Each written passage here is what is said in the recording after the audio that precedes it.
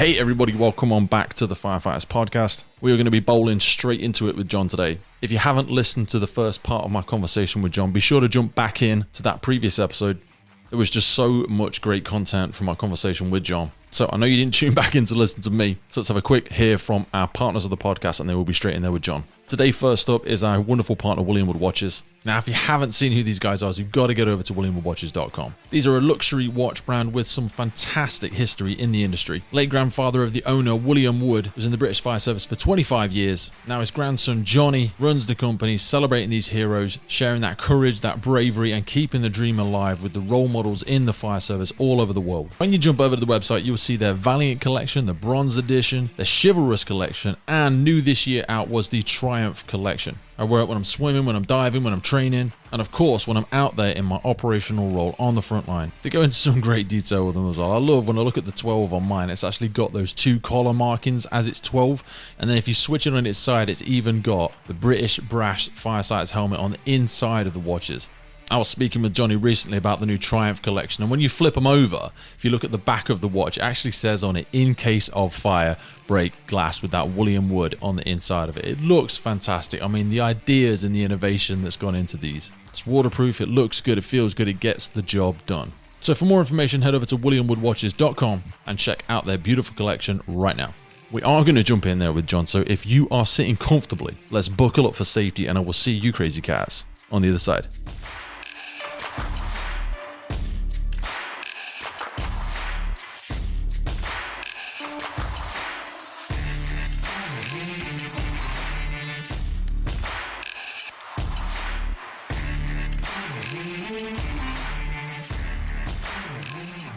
I was going to say before, when I came back from Sweden, it was all about, we're going to lose a firefighter to this extreme firefighter. I don't know how we haven't already. Yeah. I used to come back and every day open the newspaper, but they weren't there.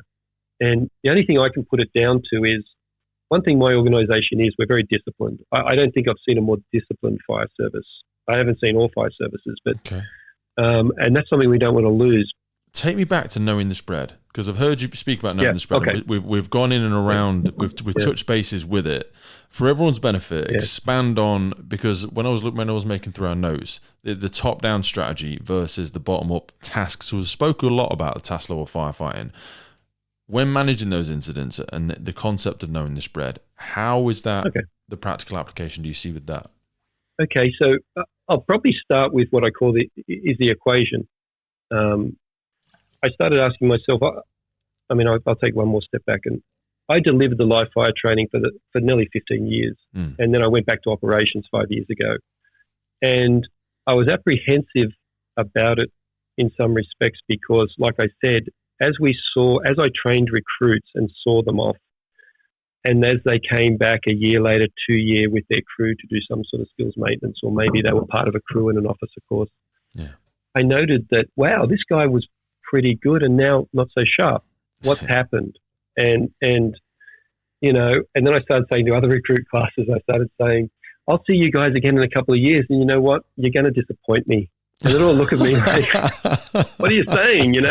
We're raring to go. And I go, so when I went out, I said, it's one thing to be in a training position where guys come in, and everyone loves live fire training, and they would say it's the best training we've ever received, and why didn't we get more of this? Why didn't we get it sooner? And I'd say, we're trying, and see you later, and great to see you again after so many years, or whatever it may be. And then you just switch off and go, who's on tomorrow, right? Yeah. New team, new crew, new training. Keep churning it out. You just keep churning it out, right? So my level of responsibility in a global sense was high. I was taking responsibility for what was being taught at that level to everyone in some regard, but I wasn't sending people into burning buildings. No. Right? I'd stopped doing that some years earlier when I was back in operations. So I went back to operations, and now I was sending guys into burning buildings, and I was anxious and stressed that I was sending guys into burning buildings and I didn't know what they were going to do. And that was the basis of the non-negotiables. Yeah. That I'm not going to send someone into a burning building unless certain things are done. And I developed it in a selfish way, really, because it eased my anxiety and stress that if I sent them in, at least we had a contract that certain things were going to happen. And so went to each of my 14 stations and once again had a conversation with the crews to introduce this concept. And I started with the station officer and I said, why are you going offensive instead of defensive? Given that we understand that we could argue that we get a better outcome if we can go offensive in most cases, whether it's saving someone or getting closer to the fire or whatever. And with a bit of facilitation, all of them said something like, if my guys can stay safe, I'll send them in. And that's the answer I wanted. I mean, that's it. If they can stay safe, let's put them in a position where they can do their job better. And I said, right. I said, so they must be doing certain things then inside there to stay safe. And they'd go, yeah. And I'd go, right, okay, stop. Then I turn to the crew. And I have the three other firefighters and I say, you tell me 4 things that you think he or she wants you to do. Otherwise, they wouldn't have sent you in. They would have gone defensive. Yeah. Oh. And what struck me was, without further facilitation, I got some weird answers, like wear BA, like carry a hose, like have a radio. And I've just gone, stop. If we've got to start with that, I said, so I started saying, you're at the door, you're fully kitted and spurred, you've got a tick, you've got a radio, you're well trained in fire behaviour, and you've been asked to go in on fire attack. Yeah. What are the things you think this person wants you to do? Otherwise, they would have gone defensive. And with very little facilitation, the first thing they would say is, stay low. Yeah. And I go, good. And I'd write down on the board, 1, stay low. The next one they'd say is cool the gases. Excellent. Because they're trying to tell me what they think they want to hear too, right? So cool the gases. Then they'd say, put the fire out. And I go, yeah, let's put the fire out as soon as possible, right? And we put some other context around that. But they struggle with the last one. And then someone will say, door entry. And I say, well, what are you doing? And they say, well, we're sort of controlling the airflow. And I go, yeah, so let's control the airflow. And they became the non-negotiables. And I said, right, so if you're not going to do all 4, we're not going to send you in any more burning buildings. You can stand by the truck. And we just made a contract. And so this might have been a 2-hour conversation as we moved to this point where there's no wriggle room. Right? You want to do 2 of them, you stay by the truck. You do all 4, and it's scalable, right? It doesn't matter what fire you go into. If you're going into an internal fire, you're going to put these 4. Otherwise, and the SOs liked it because no one wants to send a firefighter into a burning building and not have them come out or not do the things. And the fireys, they just want to do what they're meant to do. So we started calling it non-negotiables and shared expectations. So we have shared expectations now that we're going to meet. So that's why I developed it. It was selfishly to make me feel, How much of that came, though, from your unique perspective of instructing? Because I think most people that have found themselves from a management position, they've gone from being a firefighter, knowing what they do, and then they've stood outside the building, never seeing what anyone else does. They saw what their number 2 did, or they saw what their oppo did. You had that lens of seeing people come in and gone, you know what, my perception from outside versus reality in here is very different.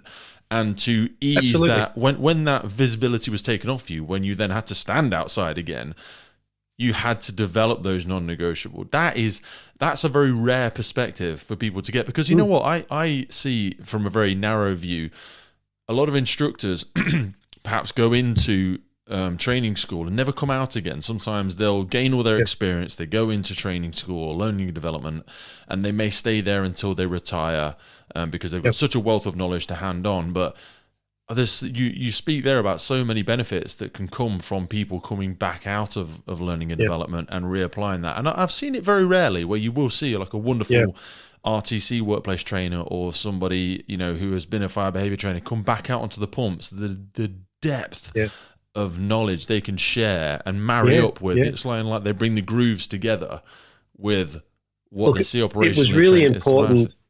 Yeah, no, absolutely. It was really important that I went back to operations. I'd had a hankering for it, but I wanted to see what has been the result of all the work. Is any of this? And being a duty commander. Being a duty commander in Metropolitan East, which is the inner west of Sydney, we have a very diverse population of different cultures, high density, lots of factories and things. It's a busy zone, but I wanted to see what was happening, and it sort of closed the circle and made me much more pragmatic about what we should be teaching, and sort of, like I said, completed that circle from. And I honestly believe now, just simple things done well keeps firefighters safe. And I don't talk about the safe firefighter anymore. I talk about being really competent. And if you're competent, you're safe. So if we want safe firefighters, just make them better, right? Yeah. Rather than concentrating on the safe part of it. Because the safe part of it, if you just concentrate on that, there's a risk that you just become adverse to risk, right? And you're more likely to remove people from the situation rather than say, no, that's the situation we want them to operate rather in. than upskill them. And and once again, I've seen fire services quite recently where I've been asked to sort of review doctrine, and one of them was, if you turn up to a fire and there's lots of smoke issuing, but you don't know where the fire is, which is quite common, right? Yeah. And let's say it's quite a large commercial building. That's very common, right? It's pump and smoke. Well, if there's no confirmed victims and you don't know where the fire is, you must go defensive. Now, that's a terrible doctrine. Yeah. But I know why they're doing it, and it would make sense to most people, I imagine. But here's the problem. So let's just say for the next 5 years you fight fires like that. So every fire you go to, there is no confirmation of anyone in there. Yeah. So you develop good defensive tactics, and you're good at getting to work defensively. And you haven't worn BA in an interior situation for 5 years. All of your tactics are based around defensive firefighting, and then on the 5th year, you arrive at a residence, and the grandmother has found refuge. She's on the phone to dispatch. I can hear the sirens arriving. I'm in my bedroom. Smoke's coming in under the door. Yeah. Now you have about as confirmed as you're going to get. You want to see some unsafe practices? Send those guys in now. And you have done them no favours whatsoever. I say to my guys, we're going to fight every fire like there's someone to be saved. So when there is someone to be saved, you're good at what you do. Because you can't get better training than that. Like, if there's no one in there, we still do a primary and a secondary. For no other reason but to hone our skills. Yeah. Right? But if you just say, well, you know what, we're just going to wait out here and go to rehab while we clear the smoke out of here, and, because it's not even worth someone rolling an ankle, you've done them a disservice. Yeah. And I see it time and time again. So there's kind of a chicken and egg scenario. It's a little bit like the safest firefighter in some people's mind is the firefighter that never goes near any risk. But inherently they're going to have to engage in some risk at some point. So you're like, well, yeah, but if I never send anybody in there... It's what the public expects and the public deserves. And that's it, yeah. Like we sort of... I've thought a lot about risk, right? And I'd say to my guys, look, I'm on the edge of a 1,000-foot cliff, but the other cliff's only a foot away. Now, if I fell between the crevice, I would die. It's a 1,000-foot drop. But, I can jump 1 foot, so it's not risky. And the only reason it's not risky is because I have capacity to do that. I'm capable of doing it. Yeah. Let's make it 5 feet. Guess what? It's not risky. I can jump 5 feet because I'm capable of jumping 5 feet. Let's make it 10. Give me some running shoes and a run up, and it's still not risky for me. I can jump 10 feet. Yeah. Make it 15. I'm out. Yeah. It's now a risky proposition, but there is someone that can do that. Yeah. An Olympic long jumper probably says that's not a risk. So I'd much rather handle risk by making people capable. And this gets back to this sense of, so we have the non-negotiables as one element, but where it feeds into it is, I started looking at, I've taught not so many systems, but there are some really good systems, Sean Raffel's BSAF and all that sort of stuff about what do we need to know about what's happening. And I've taught it for years, and it's really good. And I started saying to myself, am I really doing that? And I said, well, what became clear to me was that I was treating it as an equation. You will have one side of the equation is the prevailing fire conditions. And we look at that, and we can normally, if we're experienced enough, we're making some quick decisions, because I think sometimes and I've done it myself, we tell all fires are different, so you've really got to know your fire science, because actually, I would also say that most fires are the same, right? Most enclosure fires are the same, because it's a fire in a box. The only difference is the box might be a bit bigger, a bit smaller, and the variables that make it. So that's one side of the equation. The other side is the firefighters. Mm-hmm. Now, if the firefighters have more capability, so they're greater or equal in the equation, I'm sending them in. Yeah. If the prevailing fire conditions is greater, we're going defensive until we can go in. So first I look at it as an equation where I'm making a comparison and saying, are they capable enough to reduce risk? If I get the equation wrong, risk goes up. I thought they could jump 12 feet, but they can only jump 9, So, but the organisation have always thought that the fire side of the equation is the difficult part, right? And I thought too, for 15 years I studied that because I didn't know it and learnt my fire science and went to Sweden and there was a gap there. But that's the easier part because it doesn't bullshit to you. It is what it is. What makes it difficult is I just can't see it all. It's in a box and I'm outside the box, right? So I have to make some guesses, right? I don't know exactly how the fuel is arranged. I don't know exactly what the fuel is, but guess what? It's a normal house. I can pretty much tell you what's happening in there, right? Yeah. And I can pretty much tell you what it looks like in there too. So that's less of a problem for me. So then I look at the crew. That's the one that's hard. And traditionally, fire service has seen them as constants, and they're not constants, right? So if I get it wrong, I'm more likely to get it wrong on the firefighter side, right? This is my LF going to the station and those guys. So with the non-negotiables, I'm just trying to cut out some of those variables on the firefighter side, right? And if I get that equation right, risk goes down. If I get it wrong, risk goes up. So I say to my SAs, I don't care if your guys suck. Yeah. You just have to know they suck. Yeah. If you think they're better than what they are, you will put them in danger, right? And I said, we can deal with the suck. That's training, right? But you've got to get the equation right. Yeah. And that leads me to knowing the spread. So what I started doing was, once again, I did the round of my 14 stations and I started asking questions like, okay, you've got to use the large ladder. Give me a stressful situation where you think you have to get the large ladder off the truck. And they'd all say the same thing, 2 or 3 story walk up, flames are issuing out of one room, in a room next to it, there's someone waving and smoke's billowing out behind them. So you've got to get the ladder up, get up there at 3 levels high, crawl in a metre by metre window with BA on, cross the room, close the door and isolate that person and keep them safe while the fire's being put out. Might be one way of doing that. I said, so out of the 400 platoons in the Greater Sydney area, what do you reckon the fastest guys would do that in? And they all sort of thought about it for a bit and they'd go, about 3 minutes, right? And I know what it is because my crews all then did it. Nice. And that's really just putting your BA on, getting the ladder off, walking 10 metres, throwing it against the thing and going up, right? I said, here, what do you reckon the slowest crew is out of the 400? And they go, oh, shit, 10 minutes, 15 minutes. And I go, I would add there's a do not complete element in the sense that there is a likely chance that they may fall trying to crawl in a metre by metre window at 3 stories high in breathing apparatus, right? Yeah. Now, if I think that, I can't do it. I've got to do some other tactic, right? So that tactic is now out. But, so what I basically say is, okay, we've got a spread now of 3 minutes to 10 minutes, and we're calling that the spread. And I use the ladder because the spread is great, right? Mm. And we haven't named anyone, but everyone has told me the spread is between 3 and 10 minutes. So I go, fine. The leading firefighter turns up at the station and gets that job. How do you know the guys in front of you are a 3-minute crew or a 10-minute crew? Where do they fall on the spectrum? Now, they're going to be somewhere, right? So if you're looking at that fire and everything tells you from experience, your knowledge of fire, what it might be, and most of it's experience, you look at it and you go, I think they've got a couple of minutes. I don't think there's going to be flame in that room for a couple of minutes. And we're making decisions like that all the time, right? You may be right, you may be wrong, but there's a sense that you've got some time, And then you turn around and go, I want the ladder up and I want you to go in and isolate that by closing the door while we send the hose crew up to deal with the fire, right? Mm-hmm.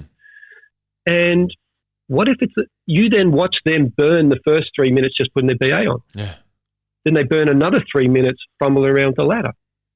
Then you watch them go up and go, whoa, no, you just have to go, no, I can't use that. Yeah. So now your tactic can't be used, not because it's not a good tactic, it's because you didn't have the task level skills to do it. Mm. So here's the problem. There is a spread on every single task level skill we ask them to do. Laying hose, putting BA on. Yeah. So if you don't know the spread, you're in danger of getting the equation wrong. And if you get the equation wrong, risk increases, right? And the other thing about the equation is nowhere in the equation are victims. Yeah. Because the victims don't affect either side of the equation. The victim inside, someone says there's a car there and my kid's in there. The prevailing fire doesn't change because there's a kid in there. No. And the capability of the crew doesn't change. They don't become suddenly better because there's a person in there. So you can't have that in the equation, right? If the only reason you're going in is because there's someone in there, you're not the IC anymore. No. The victim's the IC. The victim made the decision, right? So it's another conversation about the equation pragmatically is about those two factors. Yeah. If you're good at your job, you'll help the victim and be successful. So we start talking about the spread, and, the danger of not knowing the spread is increasing risk. And so the equation, knowing the spread and the non-negotiables, everything is connected, right? So the last part of that feeds off that is, traditionally we teach officers to arrive and set a strategy, offensive or defensive. We used to have marginal. You guys probably did too. Yeah. Which is, I should have gone defensive, but I'm going to go offensive for a little while. that's marginal, fluid. Right? Yeah. So we got rid of marginal. So we have offensive or defensive. And then we tried to make that more complex than it needed to be. And I won't go there. But I know some organisations that have transitional. Offensive, exterior offensive, interior offensive, exterior defensive, and interior defensive. So there's now 4. I can't even say them. Now, that's not a recipe for disaster, right? So anyway, so we ask them to arrive and set a strategy. Fair enough, right? Mm. So they go, we're going to go offensive. And then they go, then you set a tactic. Well, we're going to put a hose line over there, and we're going to put a supporting line there. And then they go, and you guys are going to do it. And that's the order we go in. So that's from the top down. But the problem is that if you go, we're going to go offensive, and then we're going to use this tactic, you don't know whether they can do that tactic because you don't know the spread. Yeah. Whereas you start from the bottom, you go, right, who have I got? Okay, I've got this crew. They're good for 20 different tactics.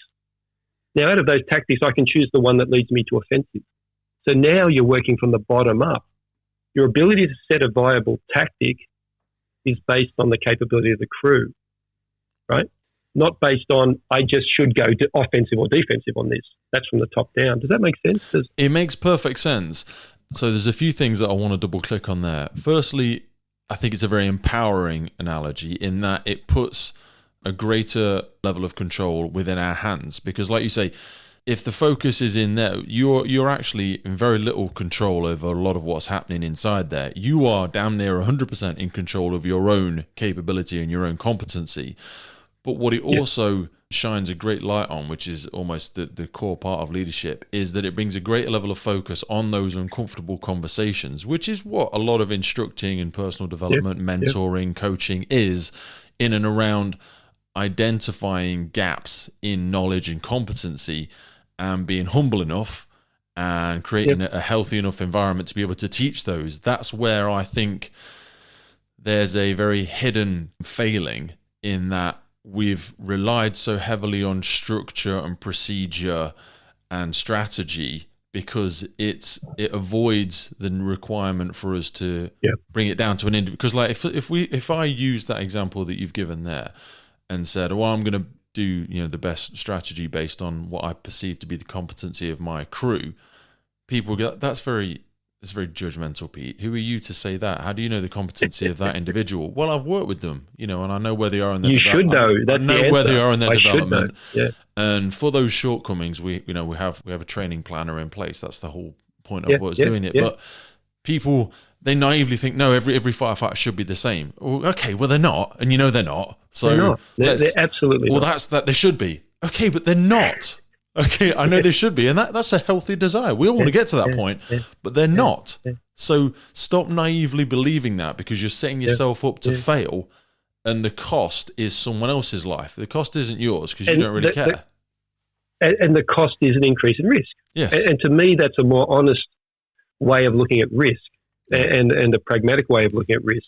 And what I like about it is when I have those conversations, and you're right, I mean, people say to me, I can't have those conversations, or what do the guys, do they get their back up? And I go, they don't, because this isn't a 5-minute conversation. No. It's a 3-hour conversation where you take them on a journey, and I call it to a point where there's no wriggle room, right? You just told me that you're only setting them in if they're safe. You just told me you expect them to do certain things.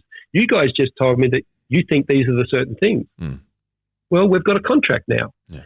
The other thing that's often missing... It's not an accusation. It's not a finger point. No. You're traveling using open questions to travel through that thought process together to all arrive at that rational result. Yeah, and it takes time. You can't or you can just walk in and say, hey, I'm the boss, and we've got this thing called non-negotiables. Yeah. So from now on, you're going to do X, Y, and Z. Now, that's a 5-minute conversation, and it's not going to be successful. That's right? really engaging for teams. They love that. Oh, yeah, exactly. And who's this guy that just walked in? But, there's a couple of other things that really hold that together. I mean, there's 2 things I want to mention is that the beauty of it, and you sort of nearly touched it, and I think you are touching it, is that when you said the empowering part of it is that I am making the crew the most important part of this, right? Yeah. Whether we do well at this fire is not my strategic decisions or my tactical decisions. It's your level of competency. It's how good you guys are. Mm-hmm. You are the most important thing on this fire ground. Mm. And that's empowering, right? Yeah. And then we add to that, and this really cuts to the chase. And we just say, just be the firefighter you want to turn up to your house. I love that. Right? There's no numbers there. There's no minutes or leaderage or that is just someone's going to turn up with this badge on your shoulder. Yeah. And just have a think about what that means, right? Who do you want to turn up? So be the person you want to turn up to your house. And that in itself sits them back in their seat and makes them very quiet, because there's just this sense that when your house is on fire, you're going to get the best firefighters in the world. No, you're not. You're going to get those people we just talked about that are somewhere on that spread, right? And I talked to my guys. I said, look, if you turn up to my house and there's no one inside, I still want you to go in and fight that fire and be safe. Yeah. I've got some really important shit in there. I've got some stuff that I can't replace. I don't care if the house burns down, but I've got stuff I can't replace. So if you're good enough, I want you to go in and I want you to save my property. Yeah. And we should be there to do that for all stakeholders. And so it's such a cop out, and I see this risk aversion, this misplaced risk aversion, creep into the training of young officers, where if you get it wrong, you're going to be sued, or you get it wrong, they're going to take it. They come out actually thinking like this, and I'm not going to take any risks then. And the most important life is our life before their life. And I get it, but it's just a bad conversation to have, because it leaves them with no options in some cases other than not doing their job, right? And the fire service is not that dangerous. It's just not, right? In the sense that I just found that there's these conversations that really empower firefighters. And I love the word that you mentioned, and I find that when we talk about setting tactics and strategies from the bottom up, they become the most important person in this. Their level of performance becomes the most important thing, not the officer who's setting wonderful strategies, right? And you couple that to be the firefighter you want to turn up if your house is on fire. And no one's going to say, oh, no, I don't care. I mean, even if they think it, they're not going to say it. Yeah. And the other thing I wanted to mention is that in this sort of modern era, the thought of compliance, of having a compliance element to that, some people just don't feel up to it, right? No. And I say to my guys, there's the performance aspect of this, and we've had this conversation. We've all decided this is how we want to operate, and the compliance element is me. Yeah. Right? If I turn up to a fire and you guys aren't doing what we talked about, we're going to have a conversation. And they think that's fair. They expect it now, but some firefighters know that compliance isn't around the corner. Yeah. It goes out, everyone's happy, and no one breaks down that performance and says, guys, I tell you, I had a fire last week, and a sixth alarm is a fairly big factory fire, right? So this was a joinery making furniture, kitchen furniture, probably 40 meters by 60. It was a big joint, and it was surrounded by other big joints. Wow. And the guy had the security cameras, or the security firm had rung him and said, look, something's happening. The motion sensors have gone off in the factory. And so he sort of ignored that for some reason. They had a rat problem or something, and he thought it's just a rat. And then the power went down. They rang him again. So he's turned up, and smoke's coming out of it. He's got a boat in there. The power's gone, so he's trying to raise the roller shutter door, but now he's trying to do it by hand, and it's come off the rollers. So he's got a forklift and lifted that up, and it's turning into a nightmare. And our guys arrived. So now they've got the roller shutter door halfway up, so they've got straight access. And we've been talking a lot about always having the ability to flow 475 litres per minute, which is the maximum with our 38s and our nozzle we've got. Even though we mightn't use that, we want to lay for that, right, which is 70 as close as possible, and a maximum of 2 lengths of 38 is sort of our catch grade. And so we'll never lay more than 2 lengths of 38. They laid 2 lengths of 38 in our plate tray, but they put it out quickly. They saved the factory. It was excellent. And I arrive, and one of my best firefighters, he sort of looked and we did this, and I said, what was the lay? And he said, well, we were able, because I knew what was happening and I could see it, I just laid the flake, the 2 lengths of flake. And I said, well, you know, we've sort of talked a lot about laying 70 first for a number of reasons. One will be that we can split it and the next crew can just hook straight in. Another one can be you have the option of just using the 70 if things change in the 30 seconds it's taking you to run back to the pump. And also one of the main things was we want to do it every single time so you're better next time. Yeah. And we lost that opportunity. And I could just see his shoulders drop. And I felt like and I felt bad and I wanted to have this and I just sort of said, whoa, I said, look, I said, Blackie, I said, what you did was excellent. I've seen these places go to a sixth alarm and we lose both on either side. Yeah. Don't get me wrong, right? I said, but 99% of the time in hindsight, that worked. And it will work 90% of the time. I'm worried about the 1%. Yeah. Now, if we had that other lay, we cover the 1%. And then he got it, you know. So but I could have just not had that conversation. Yeah, that would right? It would have been easier for me not to drop his shoulders, but he got it. Yeah. And we had a fire the next week, which wasn't dissimilar. And they laid the 70 and they hit it with, you know what I mean? It was, and then he comes up and goes, did you see the way I laid that time? And I go, that's, you know, like. Hell yeah, absolutely. Yeah, you know, so it's, for me, it's been about, there is so much overwhelming complexity if you want to go down that rabbit hole in terms of fire behavior. And we need to know a certain level of it. But I think it's being learnt now, Nelly, as an overcompensation, and some of the task level physical skill stuff has just been taken for granted, and it's not there. No. Unless you work at it, it's not there. And you know, so we take pride in being good on the nozzle and having those systems working well with an underpinning fire behavior. And you know, I don't see that in a lot of places. I see it in the States because there still is that sense that you earn kudos and credibility by being good at that level. Being an effective operator with your tactics. Yeah, absolutely. And yet we now tend to give more kudos and recognition to someone who can talk in a scientific language about fire, which is still good. But that's not putting it out either. You know, like at some point humans get on a hose line. You're not going to talk it down. It's not a exactly. It's not a casualty on the ledge. No, that's right. And I see this. I see this time and time again. I see people that obviously know their fire behavior and they suck on the nozzle, right? Yeah. And they're teaching other people to suck on the nozzle, right? Yeah. That sounds terrible, doesn't it? Suck on the nozzle, but you know.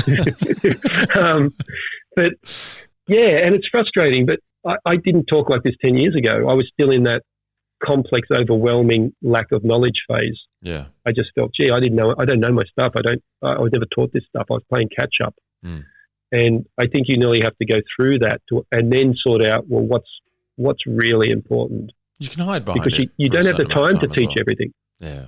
Sorry? You can hide behind it as well for a certain amount of time. Yep. You know, you can hide behind the vernacular if you want to.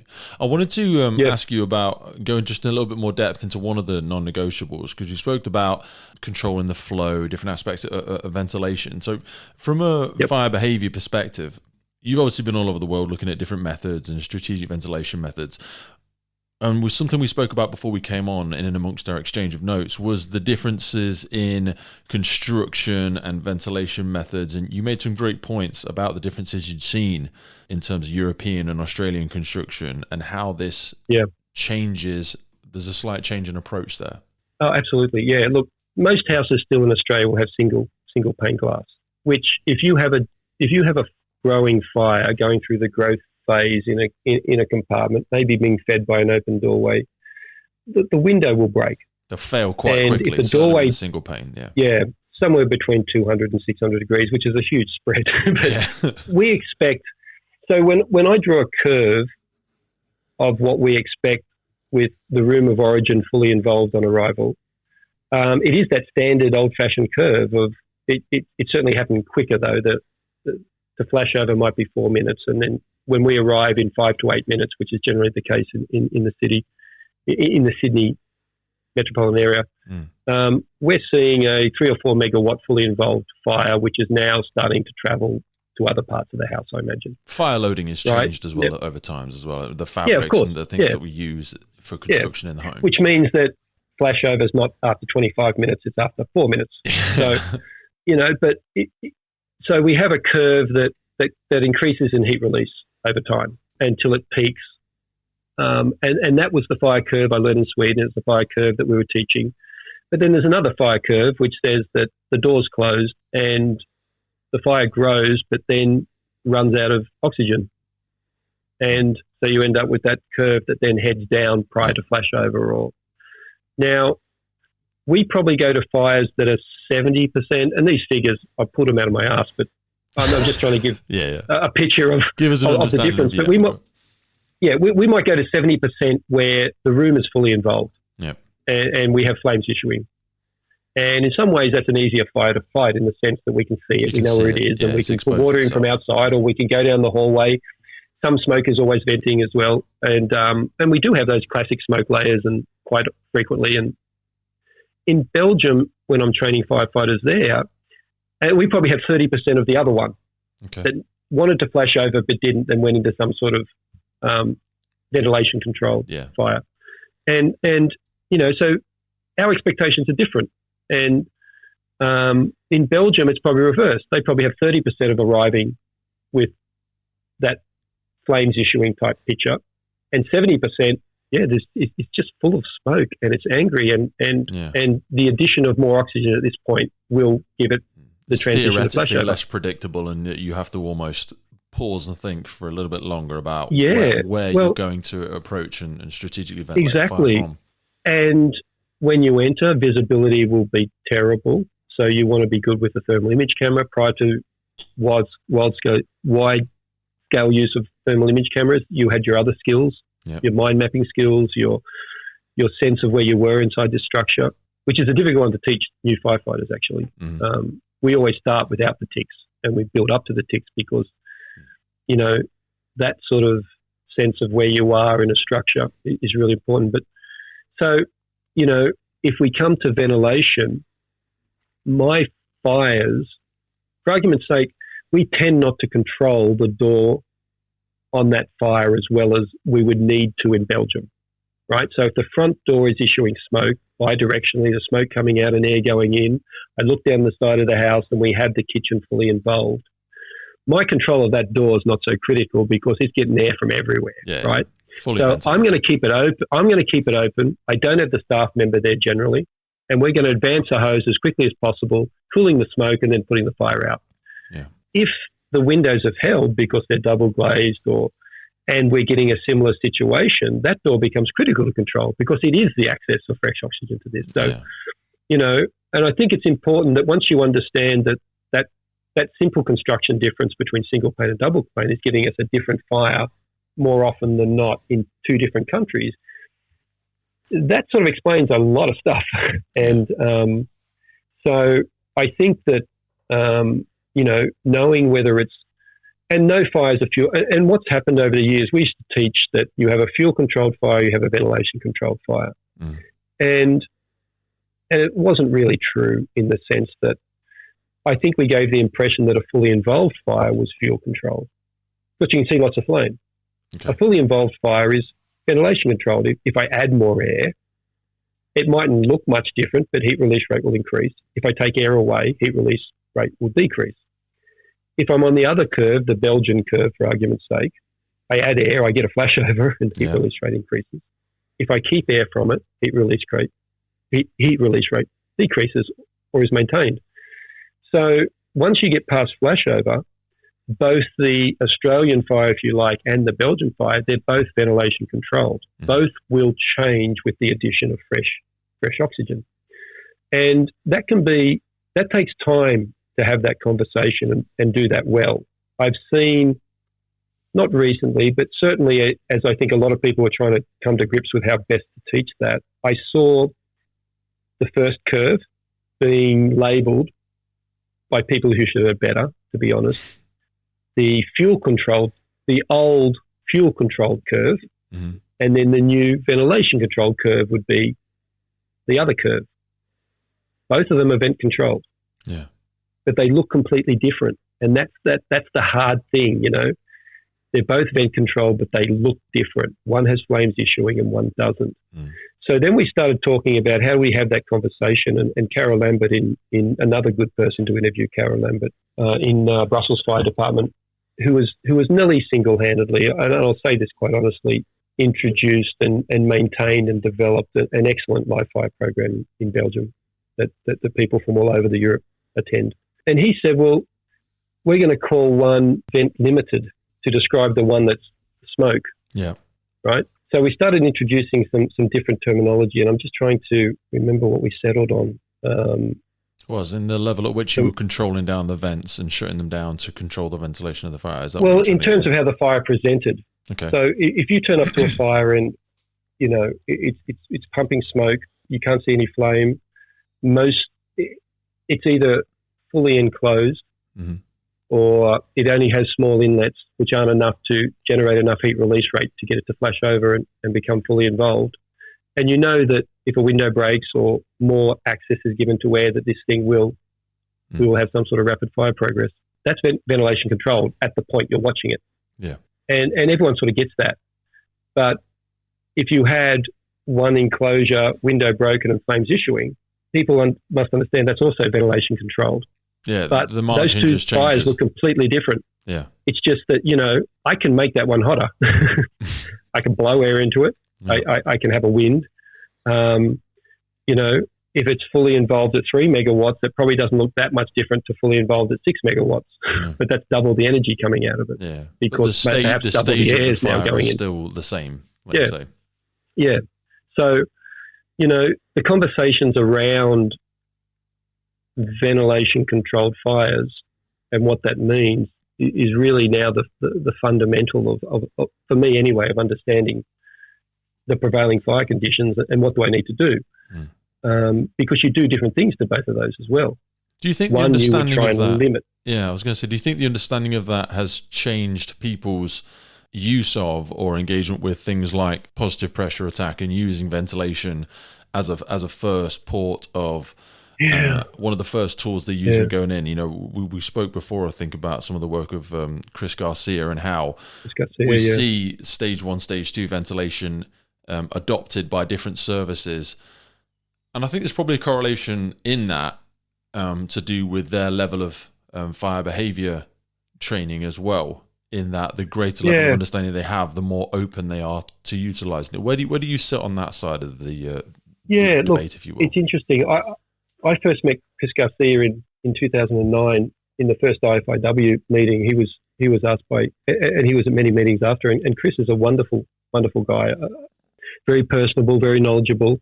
At this stage, he had retired from where I think he was in Utah City, and he was the chief of another fire service, as they often do in the US after retirement, in a smaller fire service. And I had a lot of conversations with Chris because we were trying to come to grips with. Previously, we had authored a bulletin, a safety bulletin to our firefighters that said, look, we're not to utilize the fans. Fans came into our organization in 1996, and all we got was a VHS cassette from Tempest Fans, which said this is how you can use it. And it showed some quite aggressive PPA, positive pressure attack. And but around the same time and a little bit later, I mean, we were also seeing videos appearing of some adverse effects if it wasn't used, let's just say properly for argument's sake. But in some cases when it was used, it was intensifying the fire and causing some rapid fire progress. Yeah. I don't know if and that's this was scaring a lot of people. You're right, and I'm not trying to get silly with the terminology, but that's not about how it was used. It was probably either the information gathering or the way the incident commander or the crew had chosen to implement it through their level of understanding of where, absolutely, pockets of fire. And again, there's only so much you can see from the outside, but almost you want the fire to show itself either way. Yeah. So, sorry I interrupted you, but I just... Yeah, no, you're exactly right. My sense at the time was, And we put out a safety bulletin that said the fan is not to be used until you have extinguished the fire. Okay. And then it also said that we are looking at ways to implement more use of the fan, but we're not there yet. It said something like that. Yeah. I can't remember. I should, because my name's at the bottom of it. But what I'm saying is there was a definite plan to use this in different ways for better outcomes, right?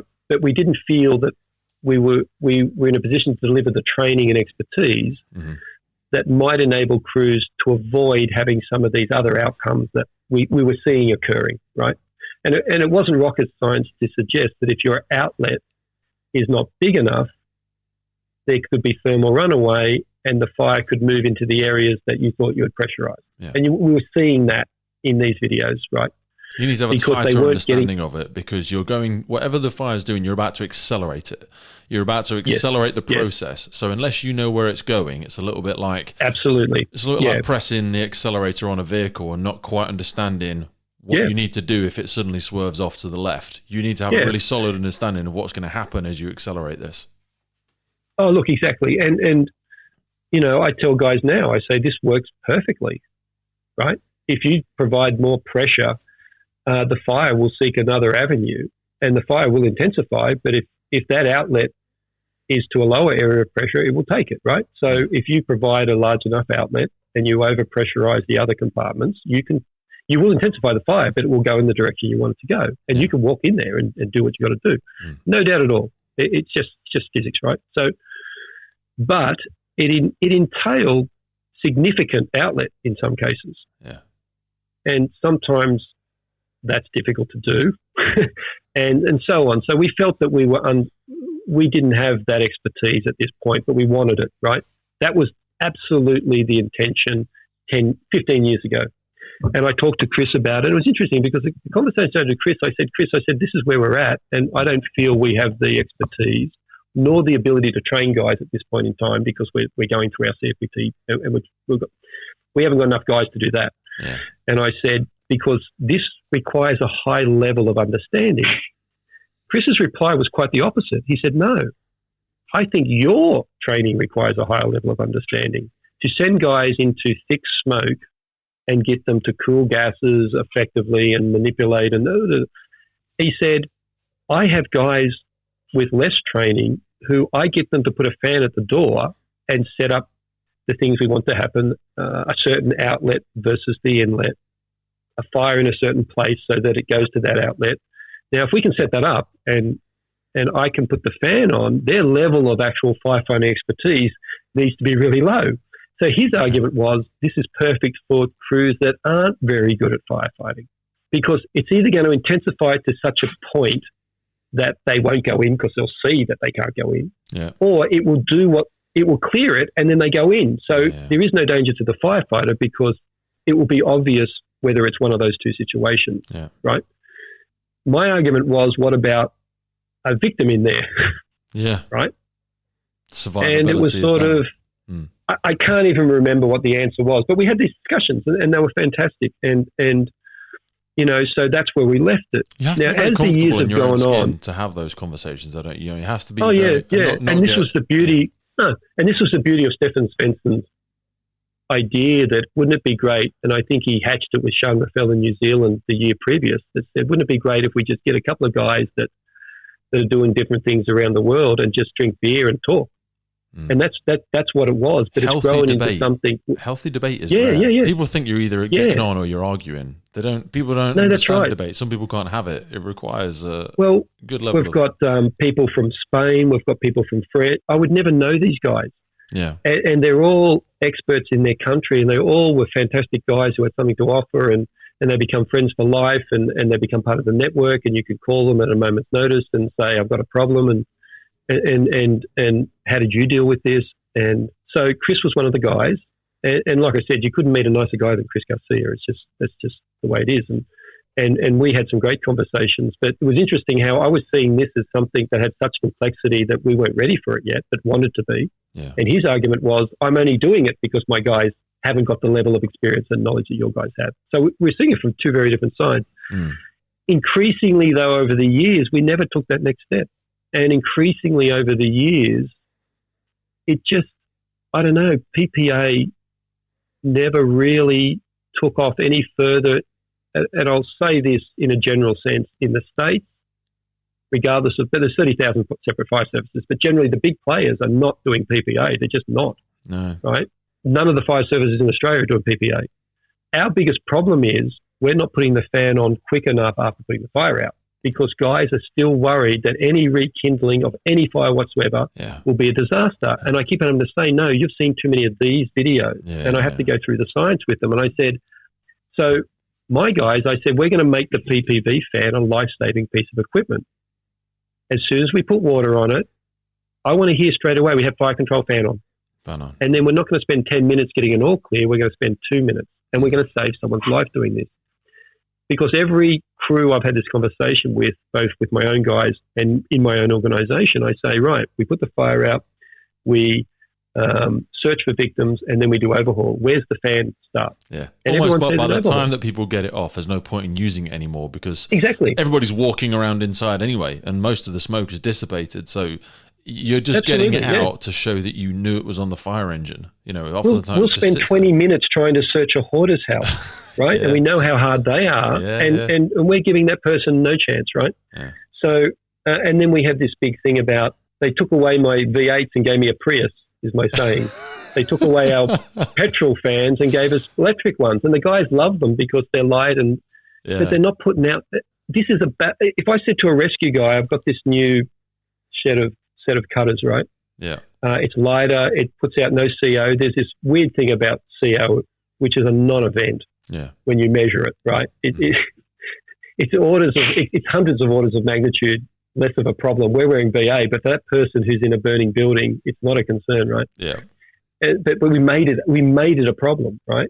So, you know, and I say, you know, so in a rescue sense, if I offered you those shears and I said they're lighter and quieter and less maintenance and they don't put out carbon monoxide, they're half the power. They tell me to jam it up my ass, you know what I mean? No, I want the one that cuts really well. Well, I want the fan that pressurizes really well. So, you know, we went through this stage. Use fuel-driven fans. I've not actually seen any of the electric-driven fans. Obviously, I've seen it. We've got about 50. We've got about 50-50 because at the end of the year, with money left over, they were buying them and swapping them over because that's what the guys wanted. Right. So I've got 50-50. And look, I'm not saying electric fan isn't good for some situations, but I come back from training into operations and I go to this fire in a warehouse, and it wasn't a big one. It was a automobile mechanics workshop, and a car had gone up, and that's a fair area, if you like. And we're sort of winding up, and I can hear this woo, and I go, oh wow, it's an electric fan. And I go, but no smoke's coming out. And I said, go give me a petrol fan. And they go, I had 6 pumps there, and they all had electric fans. So we're putting them in series, trying to light them up, and I'm going, this is ridiculous. How long has this been going on for? But when guys are using them in the overhaul phase, who cares if it takes a bit longer or doesn't really work that well? But if you're going to use it in the life-saving phase, I want power. I want this thing to You want to be 4 compartments away and feel it. And know that if you step into that doorway where you interrupt the path, you're like, I can feel that. You know, you can feel it pushing against you almost. And a perfect person to have a conversation, if you like, is Carol Lambert about ventilation. He did his PhD, and he comparing setup of fans, distance from doorways, volumes, all that sort of stuff. And what we found is that we weren't using our fans very efficiently either. We were always taught by Tempest back in the day that the outlet was half the size of the inlet. Now, it looked impressive. It barreled out, right? And we sequentially ventilated the house. We closed all other doors and did one room at a time. If you look at the physics of it, it's the reverse of that. You can have 4 times the outlet to the inlet. And if you time it, you will clear that house quicker than the other way around. So if it's going to be life-saving, let's make it more effective as well and actually learn how to use that. And we were doing the feeling around the doorway for this cone, we used to call it. Feeling the doorway. Right. It's all wasted air, right? All that air that doesn't go in is wasted. And it seemed to make sense at the time. And that's why modern fans, you put them as close, so they tend to have a round barrel type flow rather than a cone. And it gives a cannon end of air rather than a big V. That's right, because that actually creates a low pressure area which sucks in more air as well. So draws in around it. There's using it at the right time and using it efficiently. We weren't doing either, and we're still not. My guys do, because we have those conversations, and our doctrine is different, whether it's the non-negotiables, whether it's PPV, or just some of our expectations. But I mean, I don't know what it's like in the UK, but we're a big fire service where we have 358 stations across, the size of Europe or whatever, however you want to put it. But it gives me, there's amazing latitude for my rank, right? Yeah. The on-call duty commander, I have 14 stations where I have carte blanche to train them, to set expectations. In fact, that's the expectation from management, that I do all those things, to deal with the human resources, all that sort of stuff. But in a sense, I view it as my own 14-station fire service, to be totally honest. And so you should. And so I set expectations. And the thing is, those expectations, I'm not going outside any guidelines, because all I'm doing is asking my guys to do what they were trained to do from the moment they joined the job. Yeah.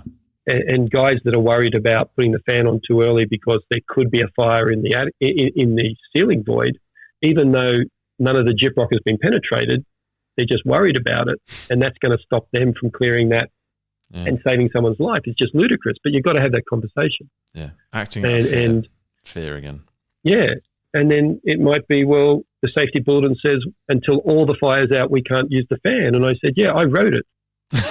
But a little bit of fire here and a little bit of fire here, and you don't have to pull the whole ceiling down looking for a skeleton in the closet that's not there. And if a fire does get a little bit bigger, that's why you're in there with a hose. You put it out, right? So it was bittersweet to leave training, but to still continue training and have those conversations. I was going to say, the sheer fact that you're here today having this conversation with me shows that you can leave, and it echoes back to, I think, what we were speaking about right at the beginning when we spoke before we came on about this difference between education and knowledge.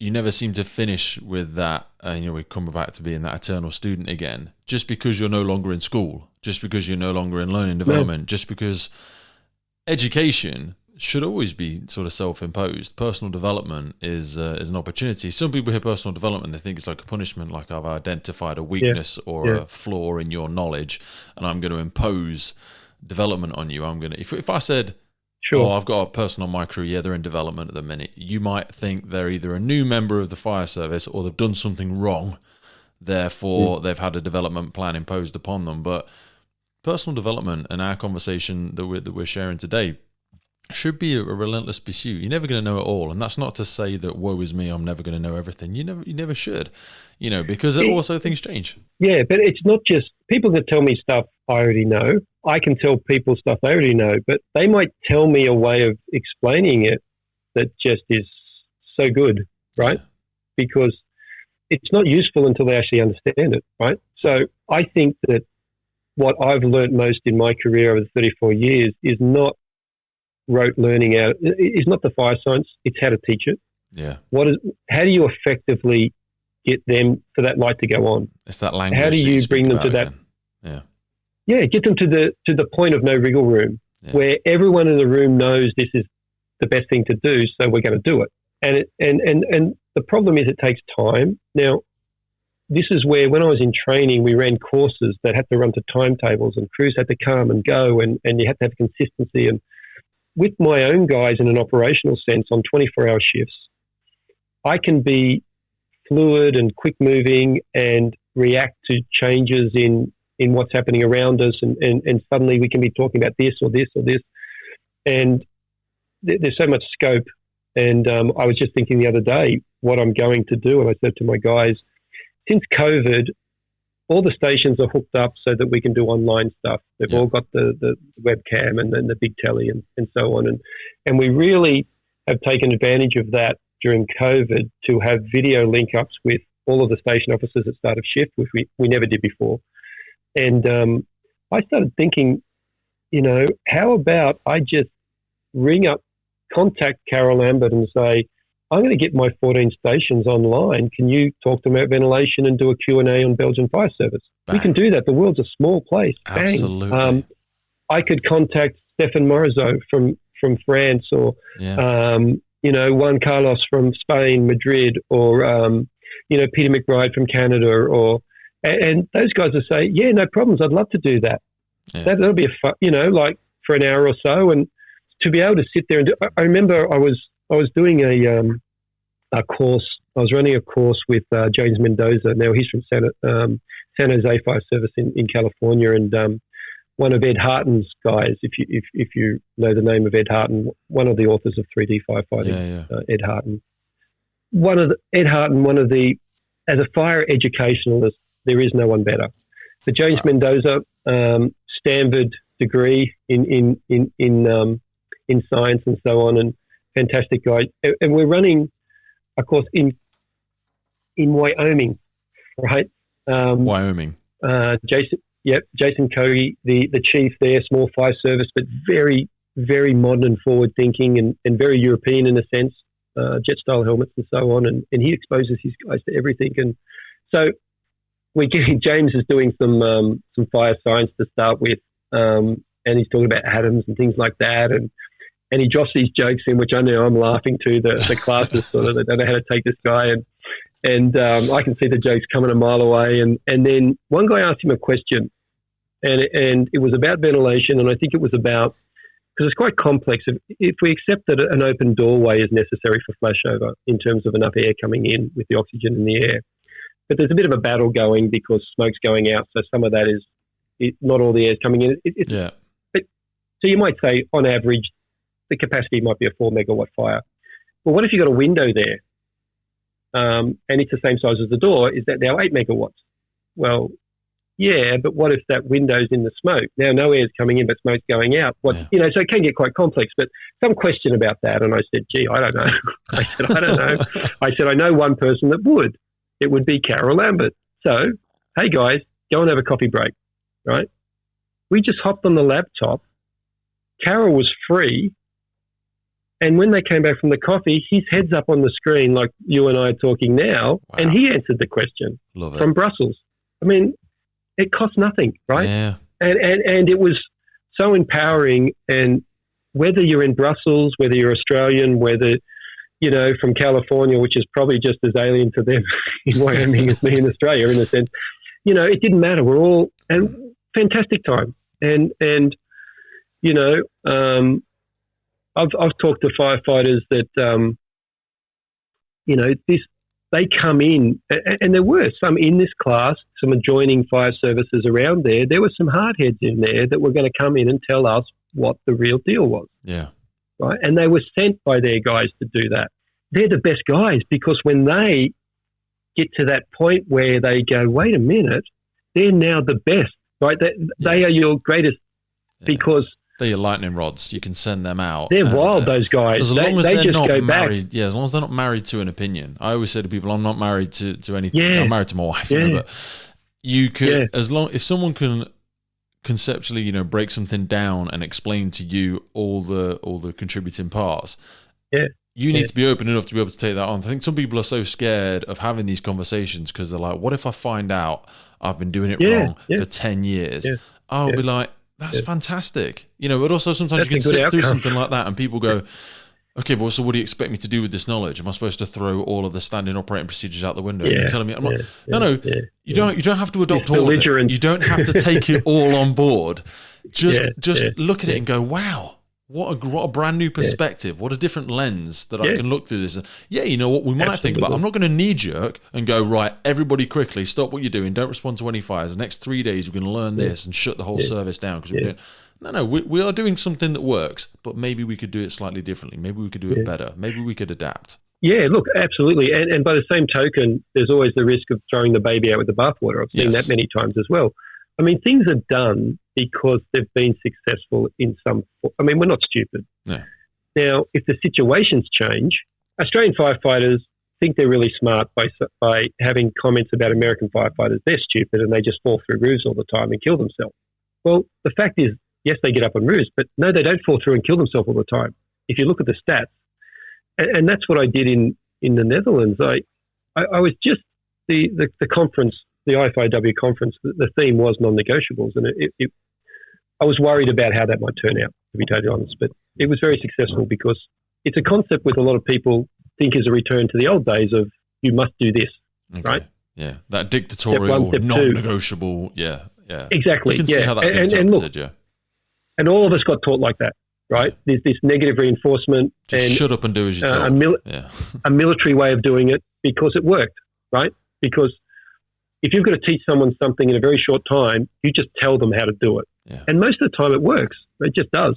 The problem was if you get to step 4 and the situation's not fixed, you struggle from then on because you don't have a number 5, perhaps, right? But also when something changes because people aren't given the why behind it. Did you ever hear the example of the monkeys in the enclosure where like the first one gets sprayed and then before you know it, you're 3 generations into the monkeys. Yeah, and they don't know why no one knows why they're doing it.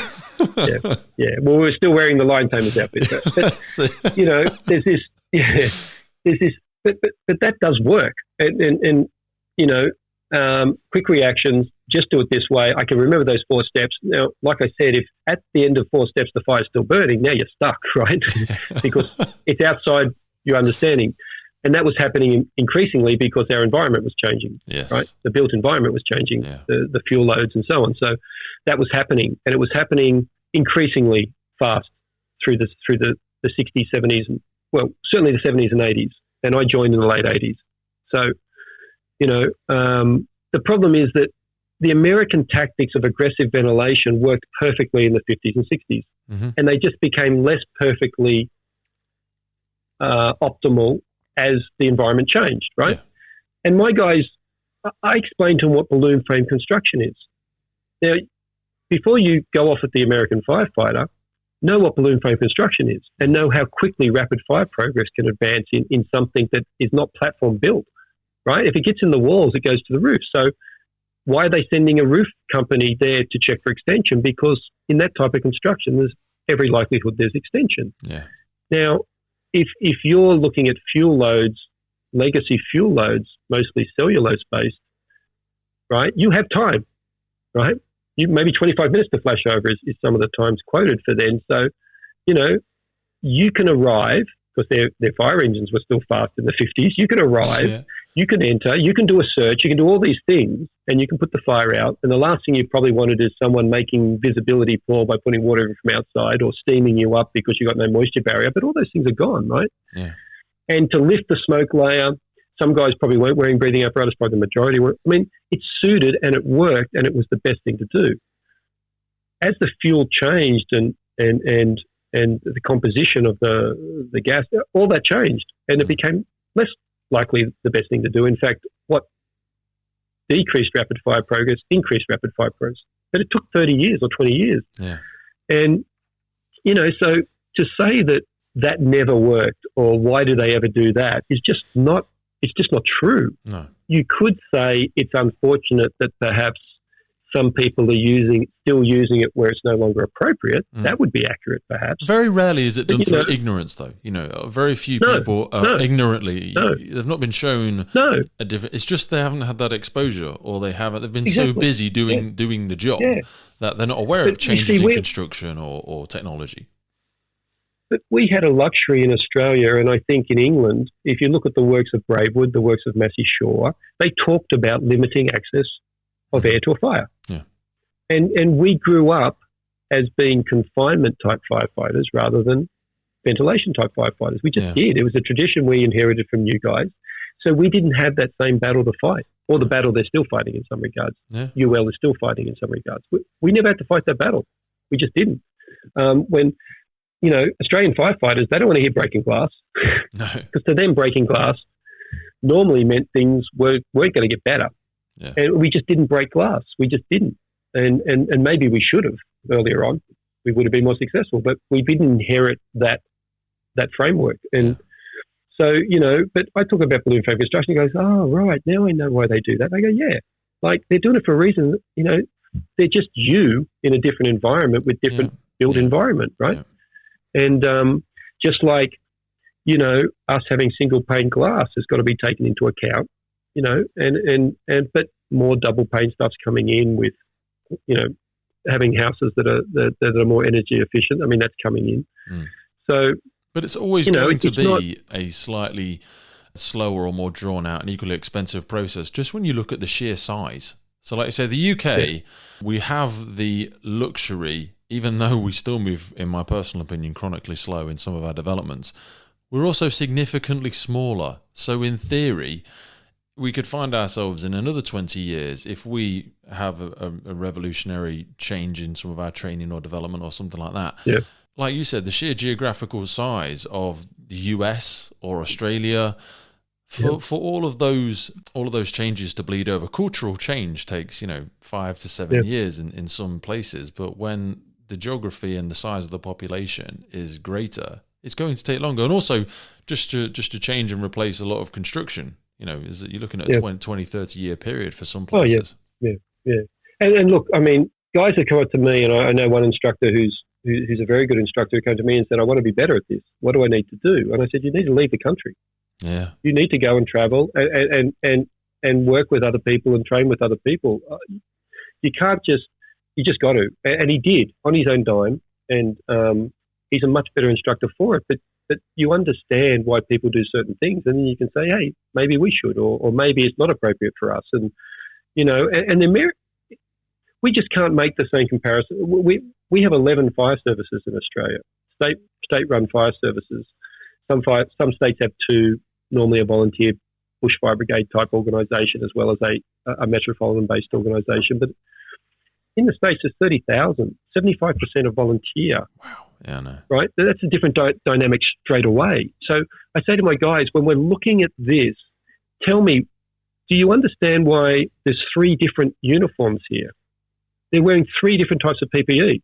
That's not because that organisation decided they were just going to have 3 different types. That's 3 different fire services who have a mutual aid thing here. Now, that's a problem straight away in many cases that we don't have to deal with. Yeah. I can go 10 hours in any direction and the badge is the same and the training was the same, more or less. Yeah. But, and you've got to understand that sets up a completely different, and then you have some brigades who want to be FDNY and they're never going to be FDNY. Yeah. So tactics that work with FDNY aren't going to work with them, but they're going to try it. Mm-hmm. And that can be disastrous. Mm-hmm. But it's come from a good place. So, absolutely, they want to better themselves. They want to strive. And I was in the on-call for 10 years, what we call our retained sector. And they're incredible people, volunteer firefighters, volunteer in any sector, because so much of it is drawn just from, they're not doing it for the money. It is passion. I don't think I could do it. I think I could do it. I think I could do it I just don't. Yeah. I mean, look, it's, I don't want to talk out of school too much, but I think for all organisations that have retained firefighters, we have them, and they're half our workforce across. We will have a fire station in most towns that are over 1,000 people, and like I said, so that equates to 358 fire stations across the state. Over 100 of those sit in Sydney itself, and then the more major Newcastle and Wollongong down below, and Central Coast where I am. Where I live, I work in Sydney, but those other smaller communities, those guys are expected to do the same job with less training, less resources, and less time, and they do it, and they do it well, and it's just amazing, and in some respects unfair, but it's about money, it's about distance, all those things. We can't escape those things, but our retained firefighters get a fraction of the training as a recruit that our permanent guys get. And the problem is that if we think we're giving our permanent guys the minimum amount of initial training to be at a fire station as a new firefighter, how can that not be the minimum for the retained guys? Yeah, absolutely. Fire's the same. It's not. There's no preferences. No. So and it is. It's mighty work done by those guys, in some respects, it's a 100-year-old framework that is struggling to survive now, because we used to have between Sydney and Newcastle, a lot of mining towns, coal mining towns, where we had a lot of guys working shift work, capable guys working shift work that made excellent retained firefighters. Well, they're all closed now. So where do you get that person that can can just leave work and be there or be off duty, Yeah, it's a 24-hour society now. Like you say, factories, everything. We've become that global village, which has benefited us in so many ways, but it means that, myself, 3:30, 4 a.m. getting up just because I want to get that opportunity to grab a conversation with yourself, and people's lives are different to what they want to work. Do you have to travel far for work? I travel about 45 minutes. About 45 minutes for me to get into my work. It's very common for Australian firefighters. Certainly is for New South Wales firefighters that are working in Sydney to live either an hour north, hour and a half north, 2 hours north, hour south, hour west. Because Sydney house prices, it's just gone crazy. The median house price is 1.5 million.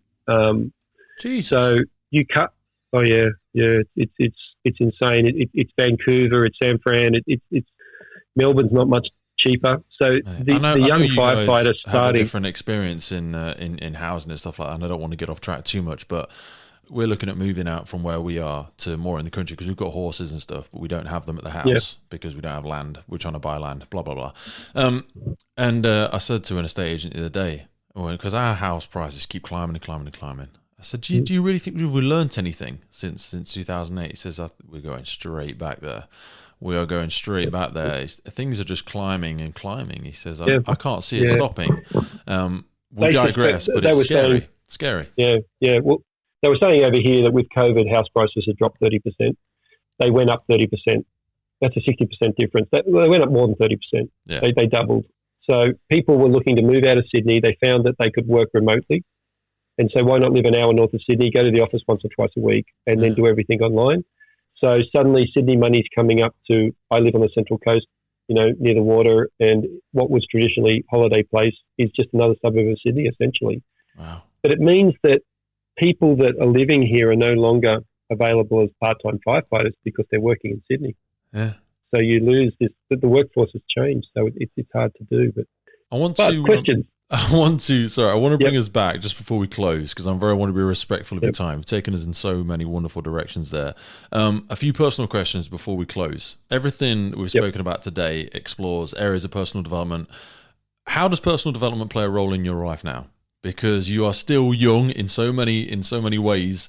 Where are you looking to stretch and widen your horizon? It may even be outside of the fire service. I haven't really thought of that. It's funny. I tend not to read other people's motivational leadership stuff. Okay. I probably should. Why? But it's going to sound terrible. I don't know. I think it's all been said before, and it's not that difficult. You know what I mean? Just be nice to people, right? Just be more human. Just be motivated and be nice to people, and people react well to that. And this really isn't answering your question, but like a lot of fire services, and as a line manager, sick leave and things like that, and people not turning up to work when they should is always a problem. Yeah. And we have certain frameworks to operate under and protocols to make it hard and punish firefighters who don't turn up to work as often as they should or take too much sick leave. And I've never seen it as successful. And in my experience, high-performing teams don't have a sick leave problem. No. Solely because guys want to be there and don't want to miss out. And the biggest motivator for firefighters and for anyone is to be seen to be good at what you do. And if I can make all of my guys really good at what they do in high-performing teams, things like sick leave and I've never had a firefighter that didn't say this is the best job in the world. Yeah. But sometimes they get to a stage in their career where, you know what, I just need to do something else today. And they start to disengage.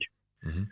And for me, my whole career, the worst thing that happened to me was I would come back from annual leave and they had a big job or a couple of jobs and I missed out. And I couldn't share, the banter around the table of what they did and who did what. And they turn to you and they're like, oh, you weren't at that job. Oh, yeah, you weren't there. And that's always been the case. And I think that if in my role now, if I can engender that, or so many problems go away in the fire service. But I think that the fire service is increasingly being seen. Look, I joined the fire service for the wrong reason. I joined it for 4 days on, 4 days off, and the pay was better than a first-year teacher. Yeah, I lucked out and fell into the best job in the world, which in the end has suited me very well, but I wouldn't have employed myself. No. Well, if I was trying to join now, I would do what they all do. They learn the entrance exam. They learn what to say in the interview. They tell that, and I didn't need to do that. But I fell into this, and it's been good. It's been fantastic for me. It's been very good to me. It's given me opportunity. But where to next? I think, or where do I want to develop? To me, what really interests me is that stuff about how do I take the information and package it in a framework, whether it's knowing the spread, whether it's non-negotiables, whether it's working from the bottom up. These are things that interest me because it's really just simplifying things. Yeah. Right? And I think my role as an instructor is to take some fairly complex underpinning knowledge and make sense of it and make it effective on the fireground. And I think that's sometimes left out. Yeah. They just think that if we throw the information at them, that transition will occur. Well, it just doesn't. No. Packaging it for the 21st century student as well, because because of our nature, nurture, because of how the culture has changed, because of how just general society has changed, we are presented with a different student now, and how you connect and engage with them. That's where I see the masterful instructor as having several hats and several ways to explain something, to take somebody from what they know to what they don't know, rather than just trying to bombard them with information and giving them no anchor to hold on to. It's overwhelming. There's nothing for them to compare it to. I'll give you an example. Like, most firefighters think that they're regular users of BA. They're not. They're infrequent users of BA. Even the busiest stations that we have, to be the guy that actually entered on the hose line under some really challenging conditions is, you might do that, once a month if you're lucky at our busiest station. Yeah. Because sometimes you're driving, you're going to be on holidays, it's just, and I'm talking about a decent job, right? Where your ability to wear that well is critical. You might have been at the job, but of all the people there, probably 1/10 of them actually went in. And wore BA. Yeah, that's right. Exactly. This is what I'm saying. To be the guy that actually is going to use that BA in such a sense that it is important that it's done quickly, it is important it's done properly, otherwise there might be problems. It's quite rare, actually, in a lot of cases. And for some firefighters, it might be once every 6 months, it might be once a year, it might be once every couple of years. Yeah. Checking it every day on the pump is not wearing BA, it's checking a gauge, right? So when I look at guys and say, maybe the best thing for you to do is to put that mask on and off 1,000 times so that next time we have that job, you're not stressed and anxious and concentrating on that. You're actually putting it on while you're looking around you and making other decisions. While you're taking the brief, now, there's while you're absorbing all this knowledge of what you don't know, because you should know this. How many firefighters can do that? Your arm. Yeah. How many firefighters can do that? Very few. Very few. And, so maybe rather than saying the complexities of hazmat or rescue or firefighting, maybe the best thing for that firefighter is just every day, how about we have a plan where every second shift, you spend half an hour just putting that on and off as many times as possible. Now, that will probably help that firefighter more than all of the fire science I've learned in the last 15 years. Yeah. Probably at his next fire or her next fire. So they're the things that are starting to interest me, that I just see knowledgeable firefighters lacking task level application skills, but they're very knowledgeable, and they're knowledgeable people that have come into our organisation after working in other organisations. They're in their, like I said, late 20s, early 30s, even older. We're now getting students that have they don't really know what an internal combustion engine is or what a choke is or operating a small pump. They've never had to do it. Yeah. Like when I was a teenager and I had to know how to do the points on my car because there was no in the car setting a carburetor and all that, because I couldn't afford to get someone to do it. Yeah. So you sort of learnt those things whether you liked it or not. And most people did. They went through that stage of being poor and having a bomby car, and you always could get it running because you knew enough about. You weren't a mechanic, but you knew. Yeah. I had an old guy who lived around the corner. When I smashed my first car into a pole, he walked past the house and said, "Oh, do you want to sell it?" And I said, "Oh, yeah." And then I got to know he was a rat of Tobruk. Wow. He was 61 years of age, but he was a rat of Tobruk in World War II, right? Crikey. Retired mechanic. So all the young guys would take their cars around, and would drop engines and gearboxes, and you got this understanding. Yeah. And but now I lift the bonnet on my car now, and I can't do anything. No. So any young person isn't doing anything in that mechanical sense. The opportunity, we can't blame them for not having that mechanical aptitude, because the opportunity is no longer there. Yeah. I can just open the generic toolbox off the fire engine and point at things, and recruits don't have a comprehension of it, because their mum and dads might not know anything about what the tool is. They don't know what a monkey wrench is. They don't know what grips are. They don't know even just the fundamentals. You say, hand me a Phillips. People say, what? So, But how much time at the training college are you going to spend teaching them that? It's zero. They don't see it. So they don't come with some skill sets that are useful as a firefighter at the task level that we came with. Yeah. So there's a disadvantage there that's not anyone's fault, and they will have skills in other areas, but unfortunately some of those other areas aren't so necessary when you're, leading the charge down a hallway in a burning house. It's just not. I'm just sorry. I mean, I love my computers and my technology, but, and I can build a computer if you want me to, and, but that's just not a skill which I need. No. That gives me some other associated skills as well. Yeah. And suddenly we're spending a long time teaching someone about how to operate a Davy pump, and because it's just not there. And so, and if anything, the training time is coming down, not going up. Oh God, right? Yeah. So it's just a bad equation. And so I see my role as stepping in and saying, well, like I said before, we're teaching them a new language, but it's not being confirmed and validated necessarily when they go to a fire station. But I can do that with my guys because I happen to have that expertise. But other officers in my position might have expertise in hazmat or rescue or whatever. Yeah. But, so I very much see it as my role of continuing that training that might be more difficult depending on where they end up. And it's back to basics. And I hate saying that because everyone has a back to basics program, but I'm increasingly seeing that if you do the simple things well, you can be very successful on the fire ground. And what those things are is interesting to get to the nuts and bolts of it. But I think I sent you a graphic where the first 5 years of my career, the first 10 years of my career before I went to Sweden was ignorance is bliss. Yes, right. I remember. Yeah, and I remember when I was a young officer, we had this guy called Bobby McGowan who was the king. And he was one of our best officers and will be forevermore. Fantastic guy. And I was his relieving officer. So when he went on holidays, I took his crew. And that crew was very experienced guys in a fire station which was very busy in the western outskirts of Sydney, and went to a lot of fires, low associated area. And I remember saying to Bob, I said, tell me what's going through your head when you turn up to a fire. And he said, oh shit.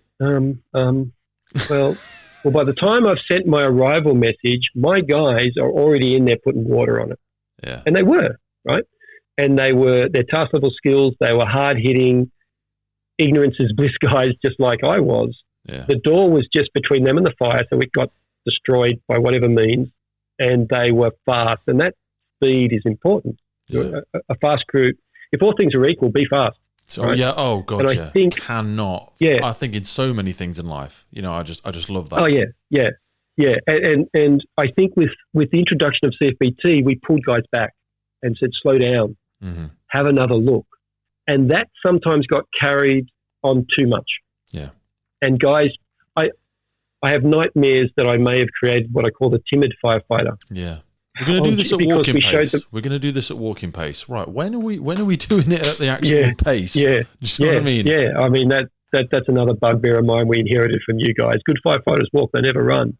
Yeah. No, run. Yeah, you can do it. You can run. And if you trip over, get up and run again. Like, this sort of sense that we filled their heads with stuff I never worried about.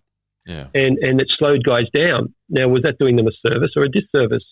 But I've got to worry about flasher, I've got to worry about backdraft, I've got to worry about fire gas ignitions. And if I open that door, what could be behind and all that? I'm going, probably nothing. Like, it's hard to pull back from that, right? Yeah. And the pendulum just went too far. And I honestly believed, and it's funny, I have a presentation where I say, have I created the timid officer who's by the time they make a decision, it's now worse and now they've increased risk. Yeah. So, and but no I've got a video of no decision is also a decision, and it's we create a lot of inept leaders scared to death of decisions. But have you seen The Marathon Man with Dustin Hoffman? Have you seen The Marathon Man? No, the movie, I haven't. Dustin Hoffman? No, I haven't. Oh, you got to see it. But there's this scene in it where it's all about Joseph Mengele, I think it's Joseph, might be Klaus Barbie, but one of the Nazi surgeons, and he's escaped to Brazil. So in Brazil, Dustin Hoffman's brother sees him and identifies him. So they think they're onto him. So the brother gets killed, but he thinks he's told Dustin Hoffman. So they capture Dustin, and they're going to torture him to see whether he knows that these Nazi war criminals are in Brazil. Yeah. And so they've got him in a dentist chair type of thing, and Mengele walks in and goes, just turns to him and goes, "Is it safe?" And Dustin Hoffman goes, "What? What are you talking about? I don't know what you're talking about." And he just turns to him and goes, "Is it safe?" And he goes, I don't know. And he goes, "Is it safe?" And then he pauses, Dustin Hoffman, and he goes, "Yeah, it's safe. It's really safe." And then he goes, "Is it safe?" And he goes, "No, it's not safe." He doesn't know what to say. All the guy is saying is it safe? And he is just saying, "I don't know. Do you want me to say yes? Do you want me to say no?" Yeah. And I just felt, I see Dustin Hoffman's face in it. Just do it on YouTube, you'll see it. It's a famous scene. And I see this same face in some young officers, and I've filled their head with terror of flashover and backdraft and rapid fire progress. And I could make them say whatever I wanted to. Yeah. I could manipulate them to say it's safe, or I could manipulate them to say it's unsafe as the instructor. Yeah. And I don't know if that's valuable to some degree. Yeah. Because at some point it becomes, I would say, dangerous to hesitate too long and then make a poor decision, right? Yeah. And I think what kept us safe in the days of ignorance is bliss before I went to Sweden was we were fast and we went hard, you know? Yeah. And it was from a place of ignorance, to be totally honest, right? We were just young guys doing it, right?